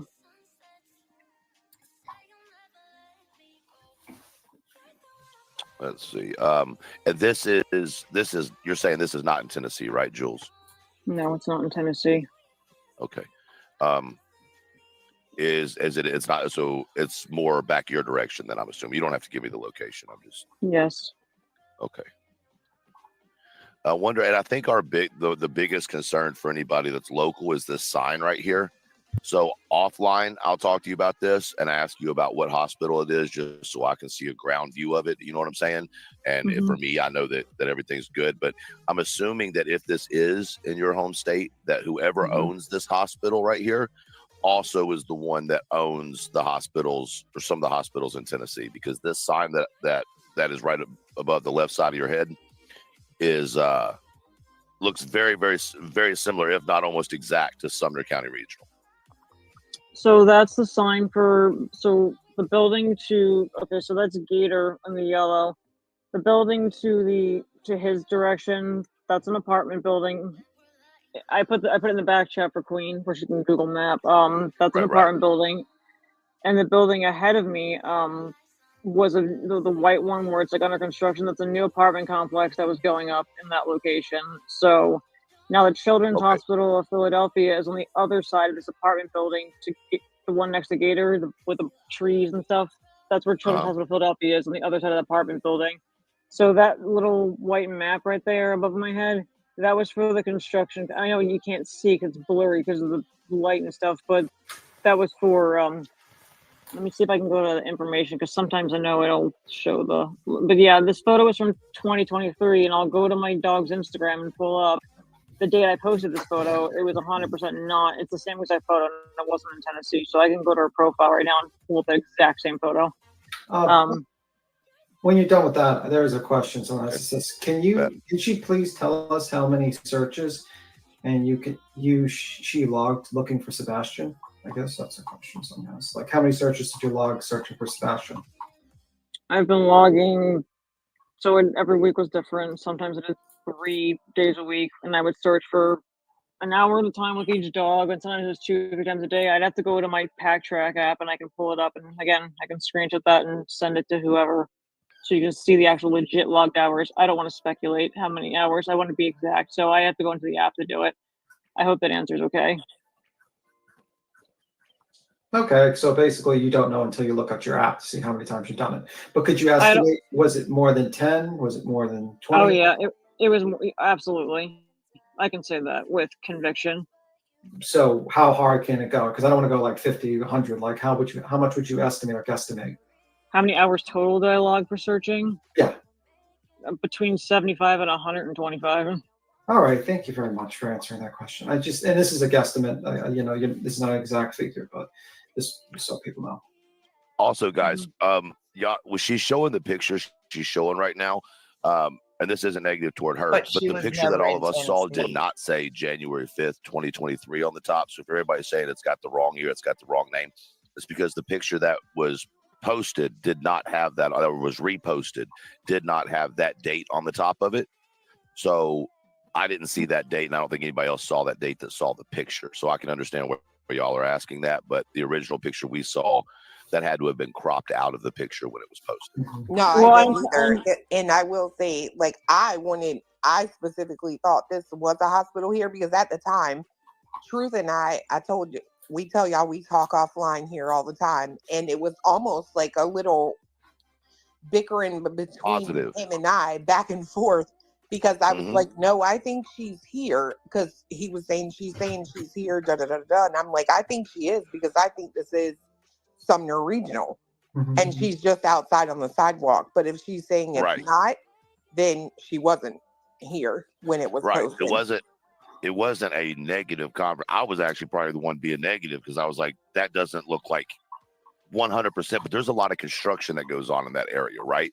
So yeah, that's why the conversation was being had, and it was trying to give her validation that she was here. Because, guys, to be honest, at this point, we hadn't seen anything. Picture, video, anything that put her here, right? And there were so many people in my chat and so many people in her chat that were saying all she has to do is post a picture, right? And so our plan was to be able to take this picture and be like, yo, see, she's here. This is out in front of Sumner Regional. And because that's what I thought. I thought she was. I was giving her the benefit, and I'm like, I think she is here because this looks like that hospital. This sign for sure, 100%. Yes. One. Can I just say something? So Jan, I'll just say Jan, says, please ask Jules how to reach her. I tried Twitter. Like, is there other ways to reach you, Jules, besides Twitter?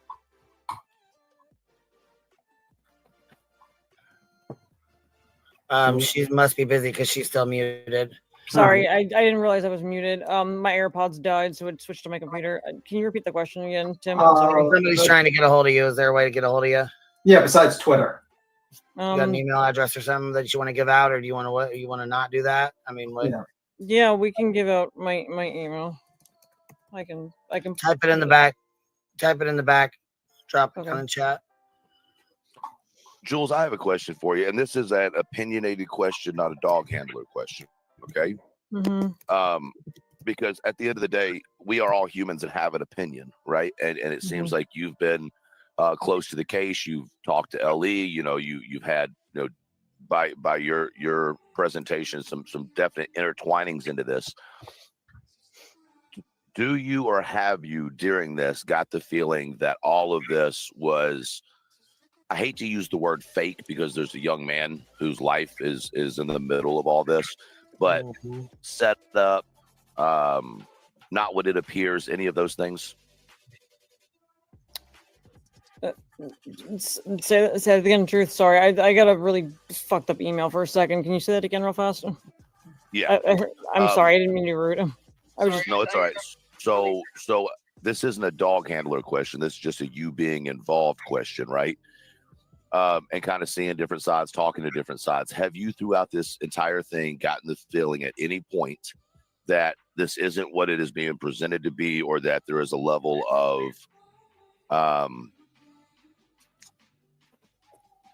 scammingness going on, meaning that Sebastian may not actually be in danger and it may have been a different situation? I mean, I've had those thoughts more so of late. I didn't think those initially coming in. I really thought I was helping looking for a lost boy, but of Right. late I've been thinking differently. Okay. Can you I understand clarify? that. Can you clarify that a bit? Because that seems a little ambiguous. When I first came in, I thought I was looking for either a boy who was missing or a boy who was no longer with us. But with all the stuff coming out and all the new players, I just think there's honestly more than what's going on. It's just, I don't feel like, I don't know. I don't feel the same way like I did when I first came into this. I just think there's something deeper. There's more layers. I can't 100% put my finger on what it is. Mm-hmm. All right, thank you for answering that question. Thank you. Let me see. Keyword players.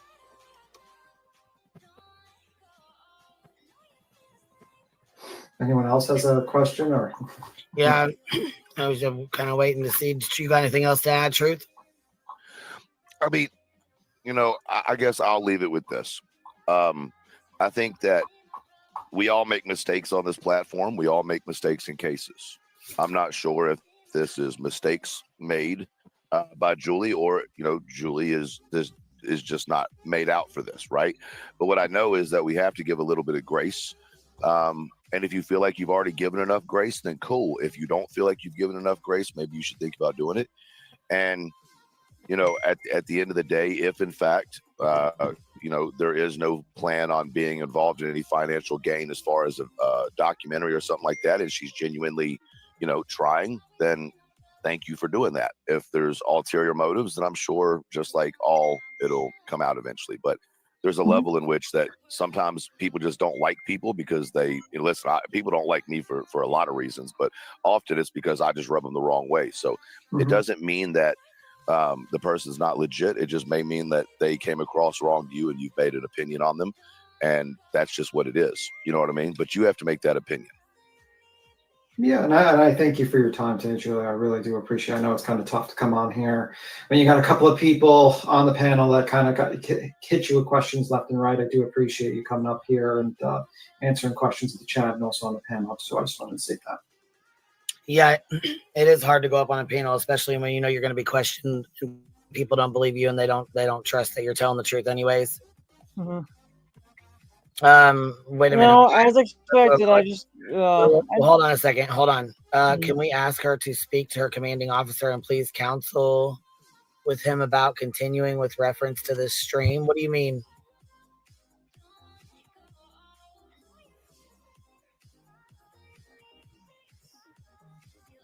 I think the thing that confuses people, Jules, is that you often speak about your military involvement, which we know is real, right? Right. And I think that it crosses into the civilian world more than quote unquote civilians are comfortable with, and they don't understand how there's a connection between your military and your civilian world. And I think that's where it's getting real gray for people, because a lot of people are prior military and they had. And I'm glad he took the time to explain it like that to her, because she seems like she doesn't understand. You know what I mean? Hold on, 26. Let's see. When she first came in, she thought she was searching for a missing boy. Now with new players, there's more to it. There's something deeper. Come on, Nunu. Come on. Well, because she is mixing professional and personal and selling us that she's professional. Because think about it, the first thing she had to do was apologize for being biased. That shouldn't even, that's a no-go. And that just because you apologize for being biased doesn't mean that that's a do-over and anybody's ever going to back you out in the field again. Oh, hell no.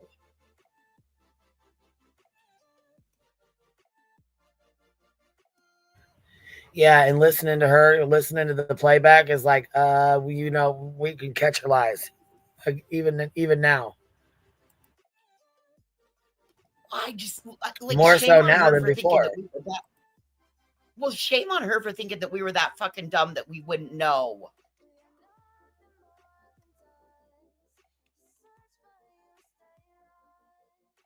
She said she's a legal officer of the law or something. What'd she say? She was a legit officer. Something. A legitimate military police officer. There we go.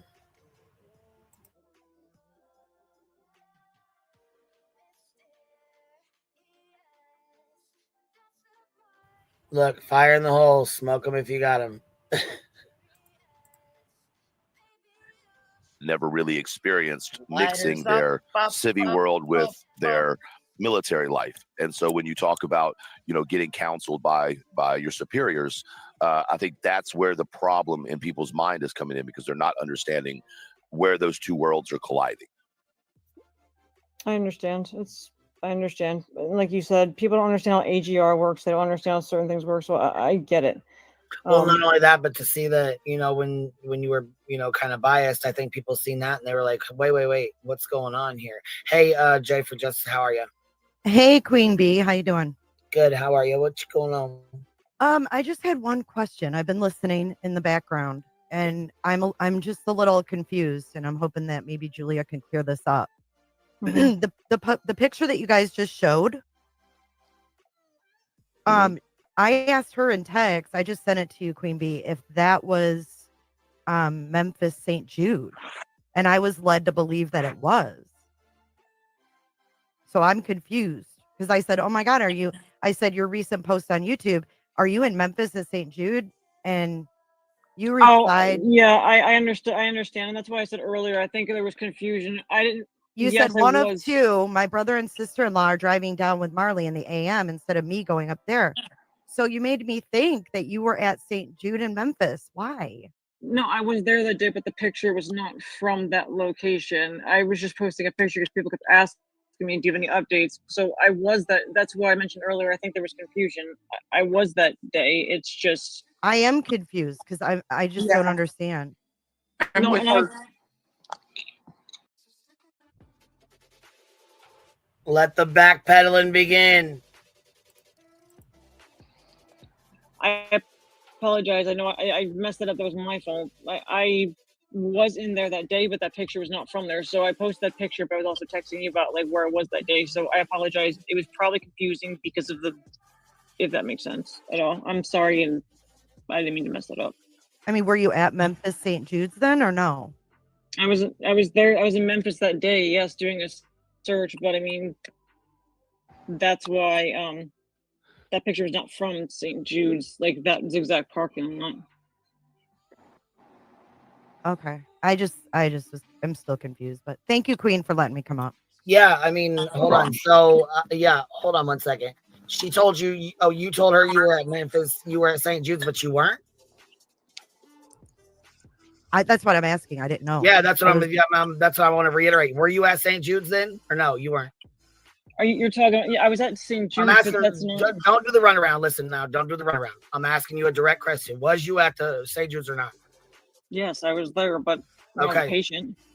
So no, hold on. Of course, we know Jay, you wasn't there as a patient. Now, come on. Jay, now. I have a question, Jay. So let me get the beginning straight before we get to the end, whatever that may be. Okay. She sent you this picture and you're like, "Oh my gosh, are you at St. Jude?" No, she didn't send it. It was on her YouTube community. And I said, "Oh my God, that's when you can show the text. Just cut off the phone number." So hold on. Don't show her phone number. But you were asking that question. I asked that directly. Yeah. To a picture. Yeah. I said, your latest post on YouTube. I said, "Are you at I said, "Is that Memphis by St. Jude?" That was my question. And I was led to believe that it was. So I thought that she was searching down there. I guess that's what I was. That was what this was right here assumed, right? Yeah. Mm-hmm. So you were in Memphis, you just were not at St. Jude. It looks like those fences because I looked on Google and I was like, "Oh my God, are you in Memphis by St. Jude?" That's why I asked. I was in. So I see why there's confusion. The picture was not. I posted the picture, and then when you asked me the question, yes, I was searching, and I was searching, but you were there. It's just not that picture. You were searching. Yes, you were in Memphis. This picture was in Memphis at St. Jude's, or you what? Were you at Shop? Were you at Shop Pressure, like Shop Specialty Care King of Prussia? Was Yes, that? that's where that location is.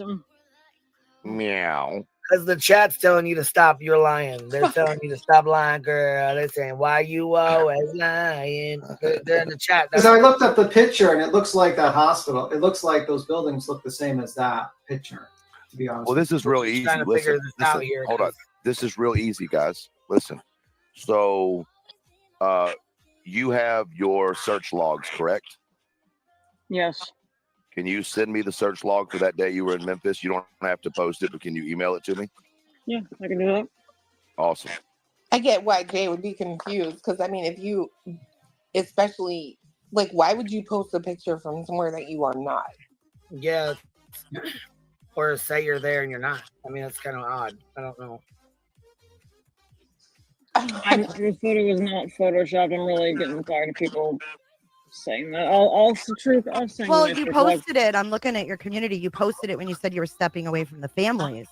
So Right. that's why it said, good evening. I had to reschedule, Weeks ago, I distanced myself from the families. Mhm. And you go on. And then at the bottom is that picture. So, and then I text you and I was like, hey, are you in Memphis? And you made me believe you were, but you weren't or you were? I mean, I guess that's all I want to know. Were you? I was, but not in this But that picture. Okay.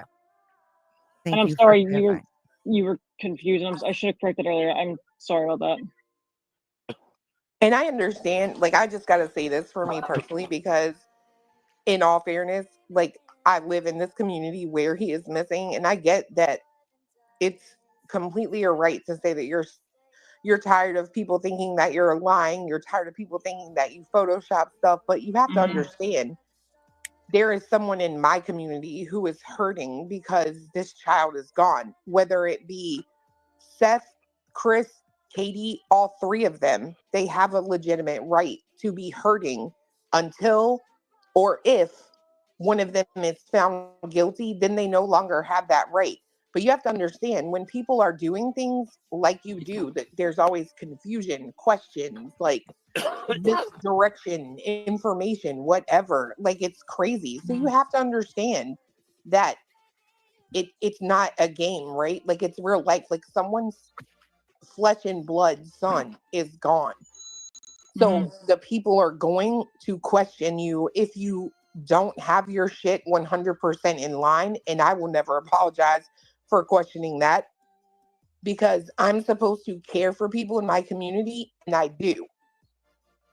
So sorry, not sorry. I'm just saying that, but I'm going to shut up now. I'm not going to talk no more. I promise. No, Chloe, you're fine. You're okay. You're allowed. That's okay. I appreciate you actually saying these things to me directly. I really do. Well, here's the thing is that you know, and Julie, you jumped onto YouTube and you came on here, pretty intensely, and then, which is fine. Listen, that's your personality. That's you. Cool. Be you. Don't change for anybody, right? But I think the fact that nobody has seen any picture of you or your dogs in Middle Tennessee at all, and I know your protection or your personal safety you were worried about, and rightfully so, right? Apparently, but there's an ability to take videos and pictures and then leave the location and then post them. You know what I mean? So I think the legitimate reason that people are so untrusting is they haven't actually seen you and your dogs anywhere in Middle Tennessee on video or picture. I think that's where the distrust really stems from, Yeah, I did. I posted on my X a bunch of pictures, and the location I thought shows up on X when you do stuff. If you go to my X, I mean, I know Queen follows me and she can see because my tweets are protected, but you can scroll down. There's a picture of R actually searching in the woods with me. So I get it. I wasn't going to go stand in front of an actual landmark. I mean, it'd be a waste of time to drive over like the but it wouldn't be. Galvin. See, but it Right. wouldn't be, because then we would cut all this shit out, right? Like, all this shit would be cut out. It would be the exact opposite of a waste of time. It would save a shit ton of time. And honestly, and I would like it to happen, is for it to be able to bring a large amount of validity to what you're doing, Julie, because then people have to shut the fuck up.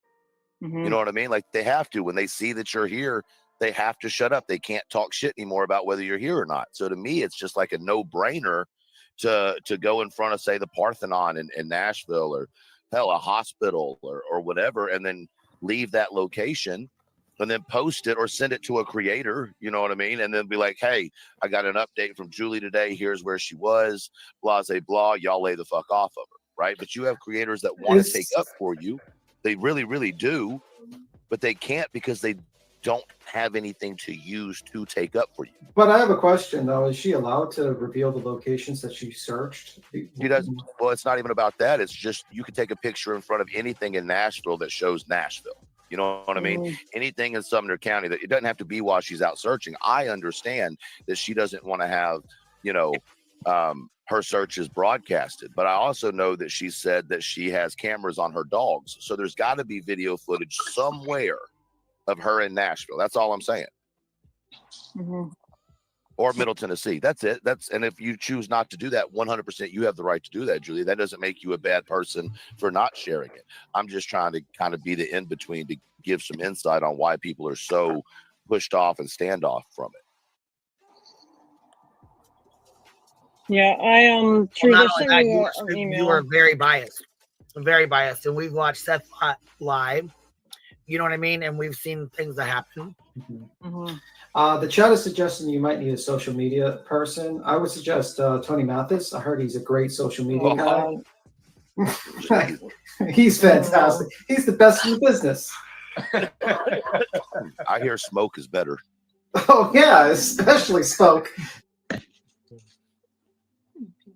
Truth, I sent you an email real quick. This is what I was worried about. That's why I was really hesitant to say certain things. I just sent you a screenshot. I sent the Queen. I sent you on X too. I don't know if you just saw it. I just got that message, so I don't know what the hell. What is it? I sent you a screenshot of a message I just got. This is what I was worried about. Oh, well, if Terry Lynn, don't even read that. But if she wants to come up here, she can. But I mean, we call her parking lot party because we know what she. Did you just say that? Oh my God. Because she searches the parking lot. I mean, I'm just saying there's a lot of people who think that the shit's fake because there's no pictures, there's no proof, there's no proof of you being there. You know what I mean? Other than you saying that. Nobody's seen you. There's no pictures. There's nothing. There's nothing. Like he said, people want to stick up for you, but there's nothing to go off. Yeah, and that's what I mentioned in True, I don't know if I sent you that one log that one time. That log, I do the Pack Track app. It's literally, it goes in my phone. It's fixated to it's on your GPS. You can't adjust the location. So you log on the app on your phone. You put it picks up on your GPS, and then that's how it works. So the one report I did send in, True, I don't know if I sent you a copy of that. I know I sent it to Web Sleuths so they could see it, but it tracks you based off of your GPS location. Like, you can't change that. And that's why I don't live She did stream. send it. Sorry, I don't mean to cut in. I had it on mute. And my wife called me, but she did send that to me. With your permission, I will forward that over to Queen. And essentially, what it is, it gives a time log. It gives the weather, the atmosphere, the conditions, what the ground was, it's an all-encompassed report on that specific thing. But can anybody look that up and get that information, or do you have to be? I mean, is that specific to you have to be there to get that information, or? Are you talking about the reports? So Pack Track. So I give someone supervisor access, and there's two people with TBI I gave supervisor access to. So in the event that something happens, they know where I'm at. So you can have supervisor access, but you have to be the law enforcement agency. It's called Pack Track. It's for people to log their reports with their canines. You can log actual searches, you can log training, but it goes off of your location. But yeah, and Queen, I sent on X, I sent you the actual Instagram post of me with my dogs at that location for people that think it's the actual Instagram post.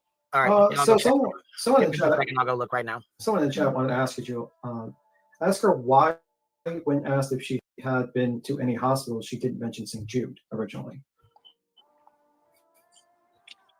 Because because that was a search location. But I thought Queen was asking me, like, did I check myself into a hospital? Because the other day I was on another panel and somebody came up and said, oh, someone's going to dox the fact that you went to a VA hospital, and that's what I thought the question was. I don't know, it's in a search capacity. I thought it was, did I go to a hospital myself? Because that's what I said. But then hold on, lady, back up. So then I clarified and said, not you checking in. Did you go to any hospital while you were here for anything? We can rewind it. I'm just saying. I'm gonna be quiet now. For real, I'm not talking. Yeah, you broke your promise, Clue. I think we're gonna have to dock your pay.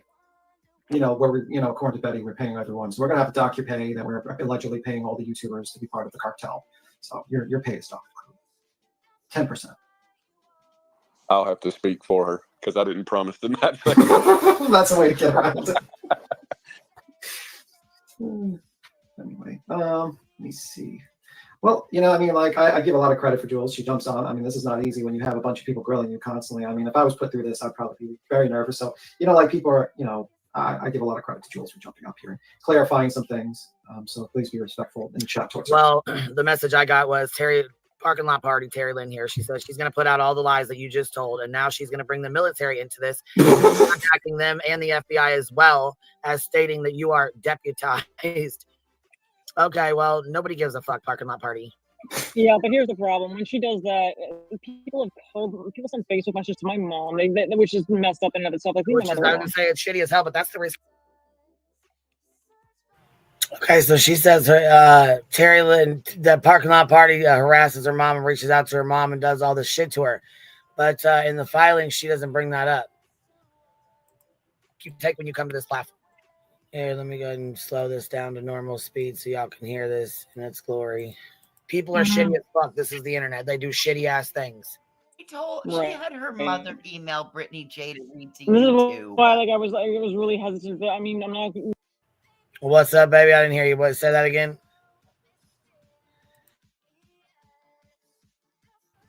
Say that again. I didn't hear you. Voices.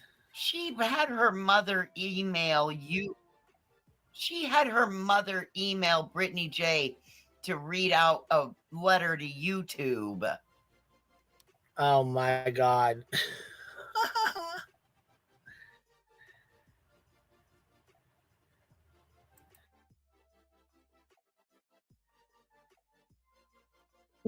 I wanted to be honest when I was asked that question. I just wanted to be honest, but I'm not good at.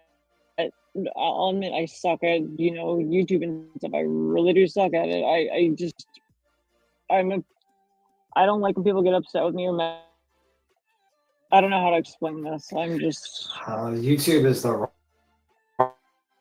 wrong place for you because the smallest thing can get people really fucking upset with you. Can I ask a question? I still want to help and I care about canines. Right. Has this whole situation taught you a lesson in the future if you ever want to do this again when you're actually going to plan on helping with other searches? Has it taught you anything in particular? Oh, absolutely. But I went at the Queen because I told her a couple of times I come up and clarify a few things, and I got busy and distracted with stuff. So I wanted to come up and do what I told her I was going to do. Mm-hmm. But what I mean is were you able to do that? I didn't deputize through Sumner County, and I think that's where everyone's problem is. I gave my paperwork to a different federal agency, but I did not, and it was not through Sumner County. Okay. I mean, did Seth help you do that, or what do you mean? No, Hold absolutely on. not. So where'd you deputize through? Well, you don't have to say. It's okay. Never mind. So what I meant by my question is what would you do differently? Basically, what have you learned that you're going to take with you and say, oh, I'm not going to do this again for a future case? What do you think you've learned from this previous experience with Sebastian Rogers and stuff like that? Jules? To not come to YouTube for the purpose of making friends, or not come to YouTube for the purpose of I don't know. I enjoyed in the beginning, just hanging out and talking to people because it was nice. I mean, being in the military, it's hard for me to make friends with people, and I thought there were some people out there that legitimately cared about me. And then I realized I was wrong because as a female in the military, it's hard for me to sometimes make friends with people just because it's just a little different. I don't know. I just enjoy talking to people. So that's just how. So basically, content was buddying up to you, and then you realize it kind of backfired a little bit with that situation, a little bit, and you kind of got rolled up into things and got a little bit too personal. Is that my understanding? Yes. So you got to try to keep it more professional, not go on YouTube, and you just got to just keep away, just keep it like professional, just keep it away, do your thing, and not go on like panels and stuff like that in the future. Is that the general gist you're planning on doing? Yeah, I'm not going forward. I'm not gonna be doing this. Like I'm not gonna be doing this anymore. Like after this, I'm just, if I do post anything on YouTube, it's gonna be strictly about like canine training or about it, but I'm not gonna monetize. I'm just not. Well, I think like the issue is that you might have gotten a little too close to the case. Like personally, I think like you know, I don't know your qualifications, dog searching with your dog. I don't know that, but I would say like maybe like stick to what you're good at, which is using your dog to search, and not with the detective stuff and social media. Because it's like when you get to that situation, it gets messy. That's what my advice is, and you got to be careful with people on this platform because they personally just become friendly with you when they see like views. They say, oh, we get this lady who's this dog searcher, we're going to get her on, and it gets views, and then if you got personal DMs with these people, that shit could be released anytime for clicks and views. You know what I mean? Like you got to kind of keep it separate. That's just my personal advice. I'm sorry. I'm sitting back thinking, which is always the most dangerous thing. So I'm not going to ask you to disclose where you're deputized through, but I will ask, is it a civilian law agency? It's not a military agency. So by civilian, do you mean not like a local PD, right? State or federal, but not associated with the military. No, it's not a military. No, it's not through the military. The military has no right to do that. My credentials from being in military academies helps me with everything, but it's so not. I guess the question then lies. Yeah. Well, I think the question then lies now with that information. So if you're deputized, for me to understand what deputization means, it means that you would be registered or recognized as a law enforcement official or police officer of some sort. That's what deputization means, right? Basically, what deputization means is like you fall under whatever agencies, like you're basically like essentially a liability to them. So you have certain authorities, but I mean, I can operate in a search capacity and like ask, but I can't like go put handcuffs on somebody and like do all that. That's not what I was about. Right. I guess the problem with that is that puts you into the position of, if you're searching underneath that deputization, then that means that you're actively involved in the case as an officer of the state or the court or the federal government through that deputization.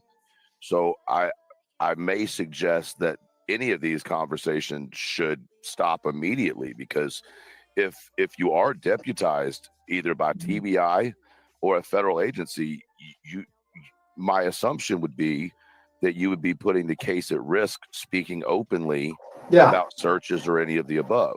What you would put at risk is, let's say you went on a podcast and you said, oh, I have a bias against this individual. Like, I'm just making up an example. And let's say you go on a search and you find something, you find evidence, you don't touch it, you don't do anything to it, you do the proper procedure, you call the authorities to pick it up. Let's say everything's copacetic, you do that, right? The problem is a good defense attorney can be like, well, I got this video of you showing complete bias against my client. How do we know that you did not plant that there for YouTube views and monetization? And you put yourself into such you might actually make a problem for a case if that's the case. You got to be very careful because I've seen that. Alan Jackson, for example, Karen case. That guy fucking literally tore multiple police officers, tore Trooper Paul and also Proctor to pieces because personal group chats. Now imagine it's on YouTube and you talk about you're kind of biased with a certain case, you have a thought on this case. It could result in a situation where a good defense attorney can pull that up and really tear you into pieces. And I think you have to be careful. That's why I said, like, separate from social media. Don't like, and if you're going to do a search, you got to be neutral. You got to be 100% neutral. You do the search with a dog. You don't talk to anyone. You don't give them your opinion on the case, and you just kind of walk away so that some skeevy piece of shit lawyer doesn't come in, use you to basically get his clearly guilty client off. You know what I mean? That's just my advice on that. I mean, can you clear that up at all for me? Am I misunderstanding that? And if I am, please correct me, because I'm not an expert, obviously, on deputization, right? Mhm. But just a simple, you know, I literally just did a Google search, right? And someone in the chat did too, so I will give them their credit for looking it up. But it falls under TCA 38-8-106. And it's part, well, that one, and then there was another one that they quoted, which they are also correct about, which is appointment of special deputies, which is TCA section 8-8-212, if anybody wants to look it up. So I was just going to see if you wanted to maybe direct that a little bit, other than just let me say that and it not being responded to. You know what I mean? What's the code again? Let me just look at it real fast. I'll just pull it up too, just so I can. Well, I'm assuming that it's through the TBI, right? That would be the only thing that would make sense in this case, since the feds are only assisting. I couldn't imagine that they would enact a special deputization if they weren't command. But gonna be. I think you're cutting out. Yeah, Truth, you're cutting out really bad. He gone. I'm sorry. Can you hear me now? Yeah. Yeah. All now, right, it's see gonna something. be, Say I just try not to do that, and you can't. Listen, that's yes and no, BT, because listen, here's the problem with that. If she is a sworn deputized member or part of the TBI or an agency, she is now a public servant, and that changes. That changes everything. Yeah, that's right? a game changer. Yeah, that changes everything. So that's where you know want to type in it the matters. back chat? Matter of fact, you can just put it in the back chat. Yeah, that'll work. That way, only the ones on the panel can see it. Yeah, one second. By the way, anyone has a question in the chat, just at. Oh, I thought you said Julio was Chris Crawford's friend in Duchess's chat. Remember? Okay, I thought you said Julia. Like, I'm sorry, I read your comment. I guess. Hold on. Correct. Not talking at all if she's actually involved. I thought Clue was up here. Oh, okay. I was gonna say, what the fuck? I think she kind of like made a promise not to speak. Sitting on her hands, yeah. But now her husband or boyfriend or fiance, actually, yeah, fiance. It'll be a husband in 2045. 45. Yeah. You do realize in some states, if you live together a certain number of years, they consider common law. Like not common Tennessee. law couples. Not Tennessee. In New York, Not it's Tennessee, 10 years. Listen, all the cousins would be married.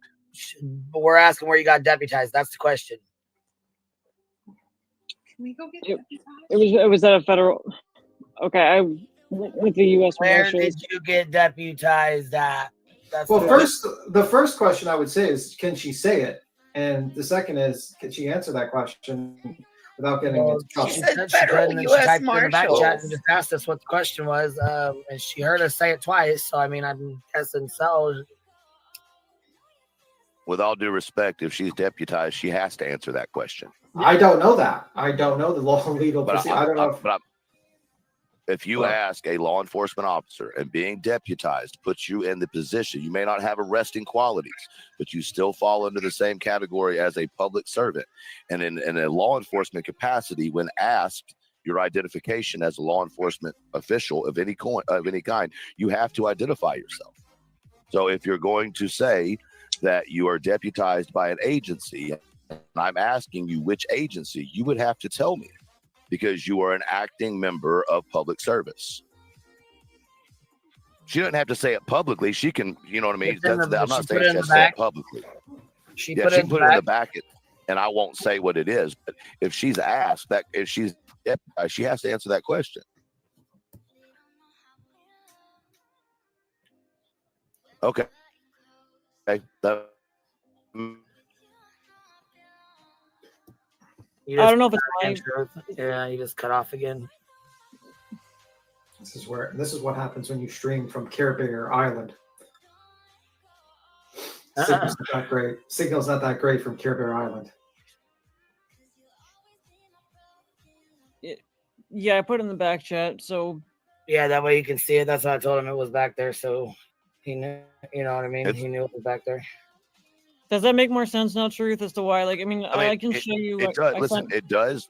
It does, but I mean, I and 100%, I still stand by everything I just said. And you don't have to answer it publicly. You just answered me, so I have nothing else to say about it. You feel what I'm saying? The point behind what I was saying is, if you're asked, right, and you know this as well as I do, that if you are deputized, and I ask you what department you are with, if you are acting on your duties, which being on this panel would essentially be an extension of your duties because it's associated with what you're deputized for, then that question has to be answered. And you already did. And you don't have to say anything else on an open panel about it. Everybody on the panel saw it, and that's that's what it is. So I have a question. What's this about planted evidence? I'm gonna message Clue with the PDF that I promised her and everything. Right, but what is this about the planted evidence? Let me show you the other text I just got, Queen, because right, you and Terry are going at it. She's making threats, and I understand that. But what about this? What about planting evidence? Did you have something to do with that, or what? Hell no, absolutely not. So did somebody threaten you to do that, or I mean, where the fuck is that coming into play? How? Okay, I can send you a bunch of PDFs. I mean, I can send you a bunch of screenshots if that'll make it easier. Is that private? I mean, is it that serious? Yeah, could be. What? I'm sorry. Okay, I'm breaking my real quick. Yeah, that's Lord. All of this. Hold on, because when it comes to this planted evidence, you said that you could send screenshots. So this is a specific person alluding to wanting to plant evidence on our property or Chris Proudfoot's property. I'm just. I'm being careful what I'm saying because someone's listening. They're threatening a bunch of stuff. Well, then bring your ass up here if you're listening. Terry, click the fucking link. Terry, back it up. Click the link. Hold on, because she kind of just. Yes, Terry keeps messaging her. She's messaging her right now. That's why she came in here like a wrecking ball going 155 miles a minute. And now she's like, so why she don't just come up here and answer questions? Terry Lynn, come on. We'll make sure to get you a 2-for-1 special at KFC. Right, you sitting there listening. Like, why doesn't she just come up here? I really don't want to get into a fight with her on YouTube just because it's just... don't worry. We'll get into a fight with her. You can I mean, she's... We'll get into a fight with her. Don't worry. I just like that's why I didn't want to say say names or anything. Like that's what I was worried about because but you're derailing with it. So I mean, otherwise you wouldn't have said shit at all. So moving back to the Terry. Back up, Terry. Terry, back up. Yeah, back it up, Terry. What this planted evidence? She said, is it one specific person? I was concerned about a couple of people, and Clue mentioned 2 houses that I was concerned about. Okay. I wish a motherfucker would. We done had the law out here. We've had the law out here 3 times over Betty. Well, twice over Betty. Well, I wouldn't say that, Clue, out into the We told them to go search. We told the police go. We even told them about this rumor about somebody possibly wanting to plant evidence and told that man standing right here in this living room, go. Yeah, but I wouldn't put that out in the ether. You know what I mean? Just it's best to just, handle that offline maybe and figure out the situation just in case. That's crazy. Bring your ass up here and click the link, Terlyn, you're listening. Y'all dirty motherfuckers. For real. Doing all this fucking around in a missing child's case. Well, welcome. In a missing kid's case. Y'all want to talk about T-Rev. Y'all, I mean, and I'm not in defense of T-Rev at all. Y'all want to talk about the fuck shit that he was doing.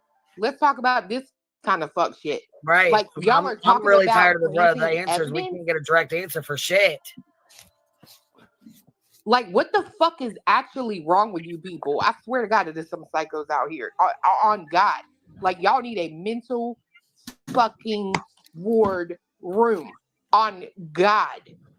Y'all need to be evaluated. I'm sorry, not sorry. Like, this is crazy to me. Well, I think we've missed a very big thing here in the midst of being upset about things and whatnot. And I would be amiss if I didn't point it out. So we knew that the FBI had been involved. Okay.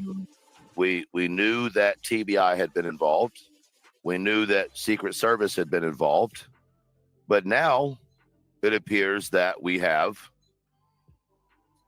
the other thing. Wait a minute. The Secret Service was involved? I didn't know that. Yes. Yeah, that's in a TBI announcement. Secret Service, they typically pull them in when there's videos and stuff, right? They are the ones who look over the video evidence, things like that, because they have people specifically trained to do that. Okay. That makes sense. So it was like a video department. Okay.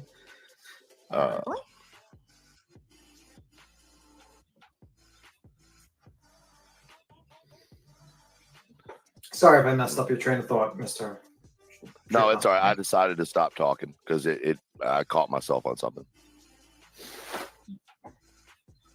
Yeah, I think it's I don't know. The deflection is real, though. That's all I'm saying. Jules and anybody on panel, back chat if you don't mind, please, for a second. All right. I mean, I'm guessing so if she's claiming that she is. You know what I mean? So that is something. That's why I think that it wasn't needed to be said, y'all. Interesting. Well, anywho, I'm not going to say. But we don't have any proof of that either. So, I mean, No, but I'm just saying that would make sense, right? Well, I mean, that's until I see proof, I don't believe shit. I mean, I agree with you. No, listen, I agree with you. I'm just saying, hypothetically, with what she said, that actually goes hand in hand. That's all I'm saying. Well, like me as well would love to see proof of that, but it would make sense, is what I'm saying. Yeah, receipts are it didn't happen. Basically, is the saying around here. I think it's something back chat. I think it's absolutely pathetic that people. You are a YouTube. Okay. All right. Whatever. Well, yeah, I mean, and I knew that was coming because that's what B Tim just said. So. Yeah, that's why I was saying that. Can you talk about? I'm saying the back chat. I know. I already knew that was coming when you said, "Oh, well, maybe she can't talk about it." Yeah, that's instantly what she went to that excuse and used that. I can't talk about it. I don't know if that's an excuse. That's the thing. I think it is. I think it is because as soon as you said she can't talk about it, instantly that was what was typed in the back. I can't talk about it. That's why I'm saying that comment kind of over it. I'm fucking over it. I'm sorry I'm being rude, but I'm fucking over it. I'm over the let's run around, not answer the question. You brought your ass on this panel. I didn't ask you to come up here today. I didn't even talk to you, and I don't even know how long. You decided to come up here today. You jumped on the panel today, so obviously you had things you wanted to discuss. Now you're getting fucking messages from Terry Lynn, and you want to sit here quiet as fucking like a little church mouse.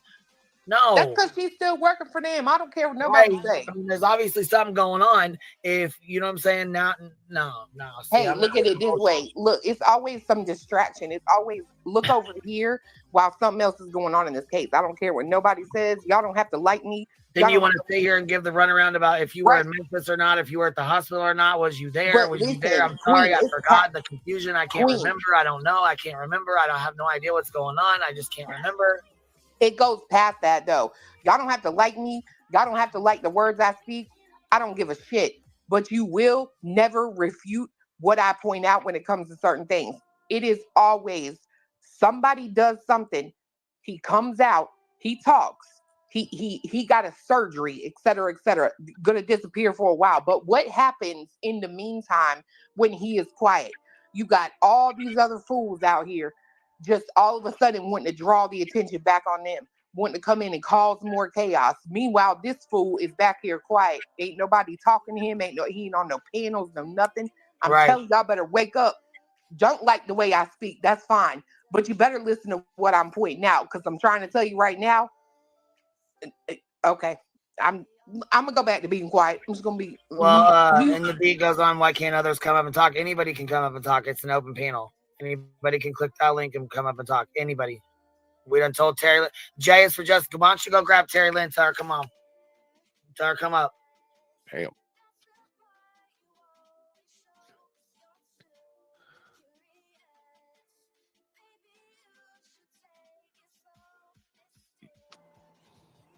Meow. If you don't shut up, Truth. What? How you listen? Dictum, that was Dog the Bounty Hunter's cat. That wasn't me. What? Dictum, what's up? Oh, I was just coming up to talk to Jules. I think I've come up and talked to her before. But Jules, I just want to encourage you. I really think that it would be great if you're going to stick around true crime. Educate us on what it is that you do with your dogs, how how it is that like how you guys do the patterns that you sent with, that you track with. Maybe like I think if they're called scent boards. Just how you train your dogs, where you get the different kinds of scents from, what the different scents are, and stuff like that. And then maybe if you just try to focus on that stuff, then this other kind of stuff and all this drama and stress will kind of go away. So that's kind of, I keep seeing you and I keep feeling bad for you, because this is a pretty tough community to hang out in. So that's pretty much all I had to say. I hope it's okay if I went a little bit off track, but I just wanted to encourage you to pull out with that, and try to stay away from too many of these creators. Mm-hmm. So, but that's all I just wanted to encourage you to do is to focus on you and your dogs and educate us. There's nobody teaching us about how scenting works and stuff like that. So that's pretty much about it. I hope it's okay. See, that was pretty nice.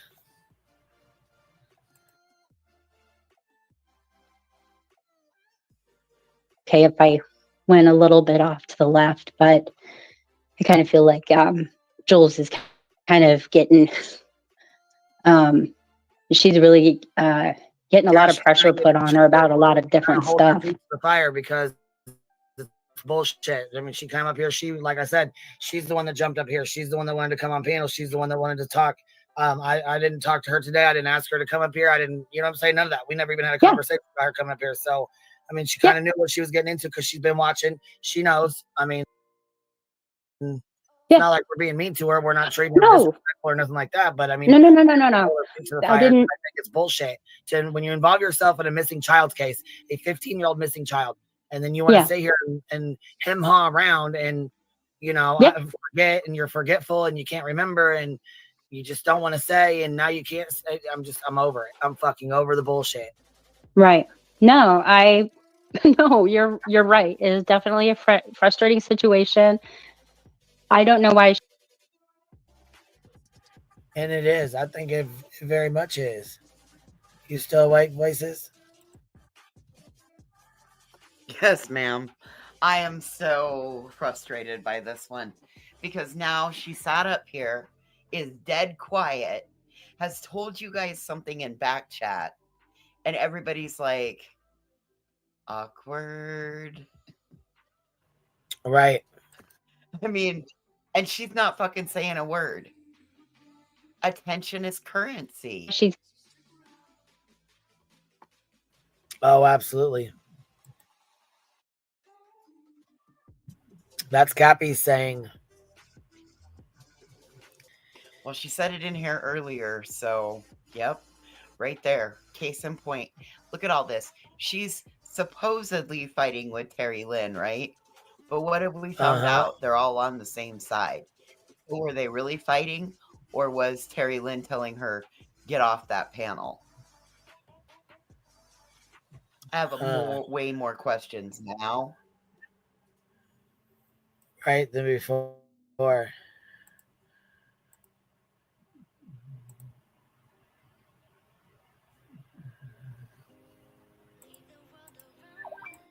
Giving the answers that she's giving. I can't speak to that. I just want to encourage her again to just, you know, I don't know, try to finish up this interview and then just say, I'm only going to do dogs. And then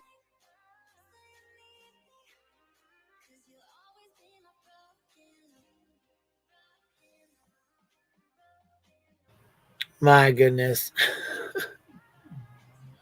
Too much. No, really, it is. Though. It's a whole lot of now bullshit. I would have been. Well, I wish now I would have been on Abilify sooner because I could have gotten my point through way more differently.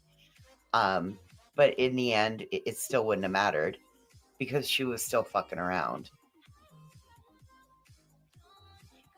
Still fucking around. Wasn't doing anything for the greater good like she claimed. So. Yeah, it seems like it was all some bullshit too.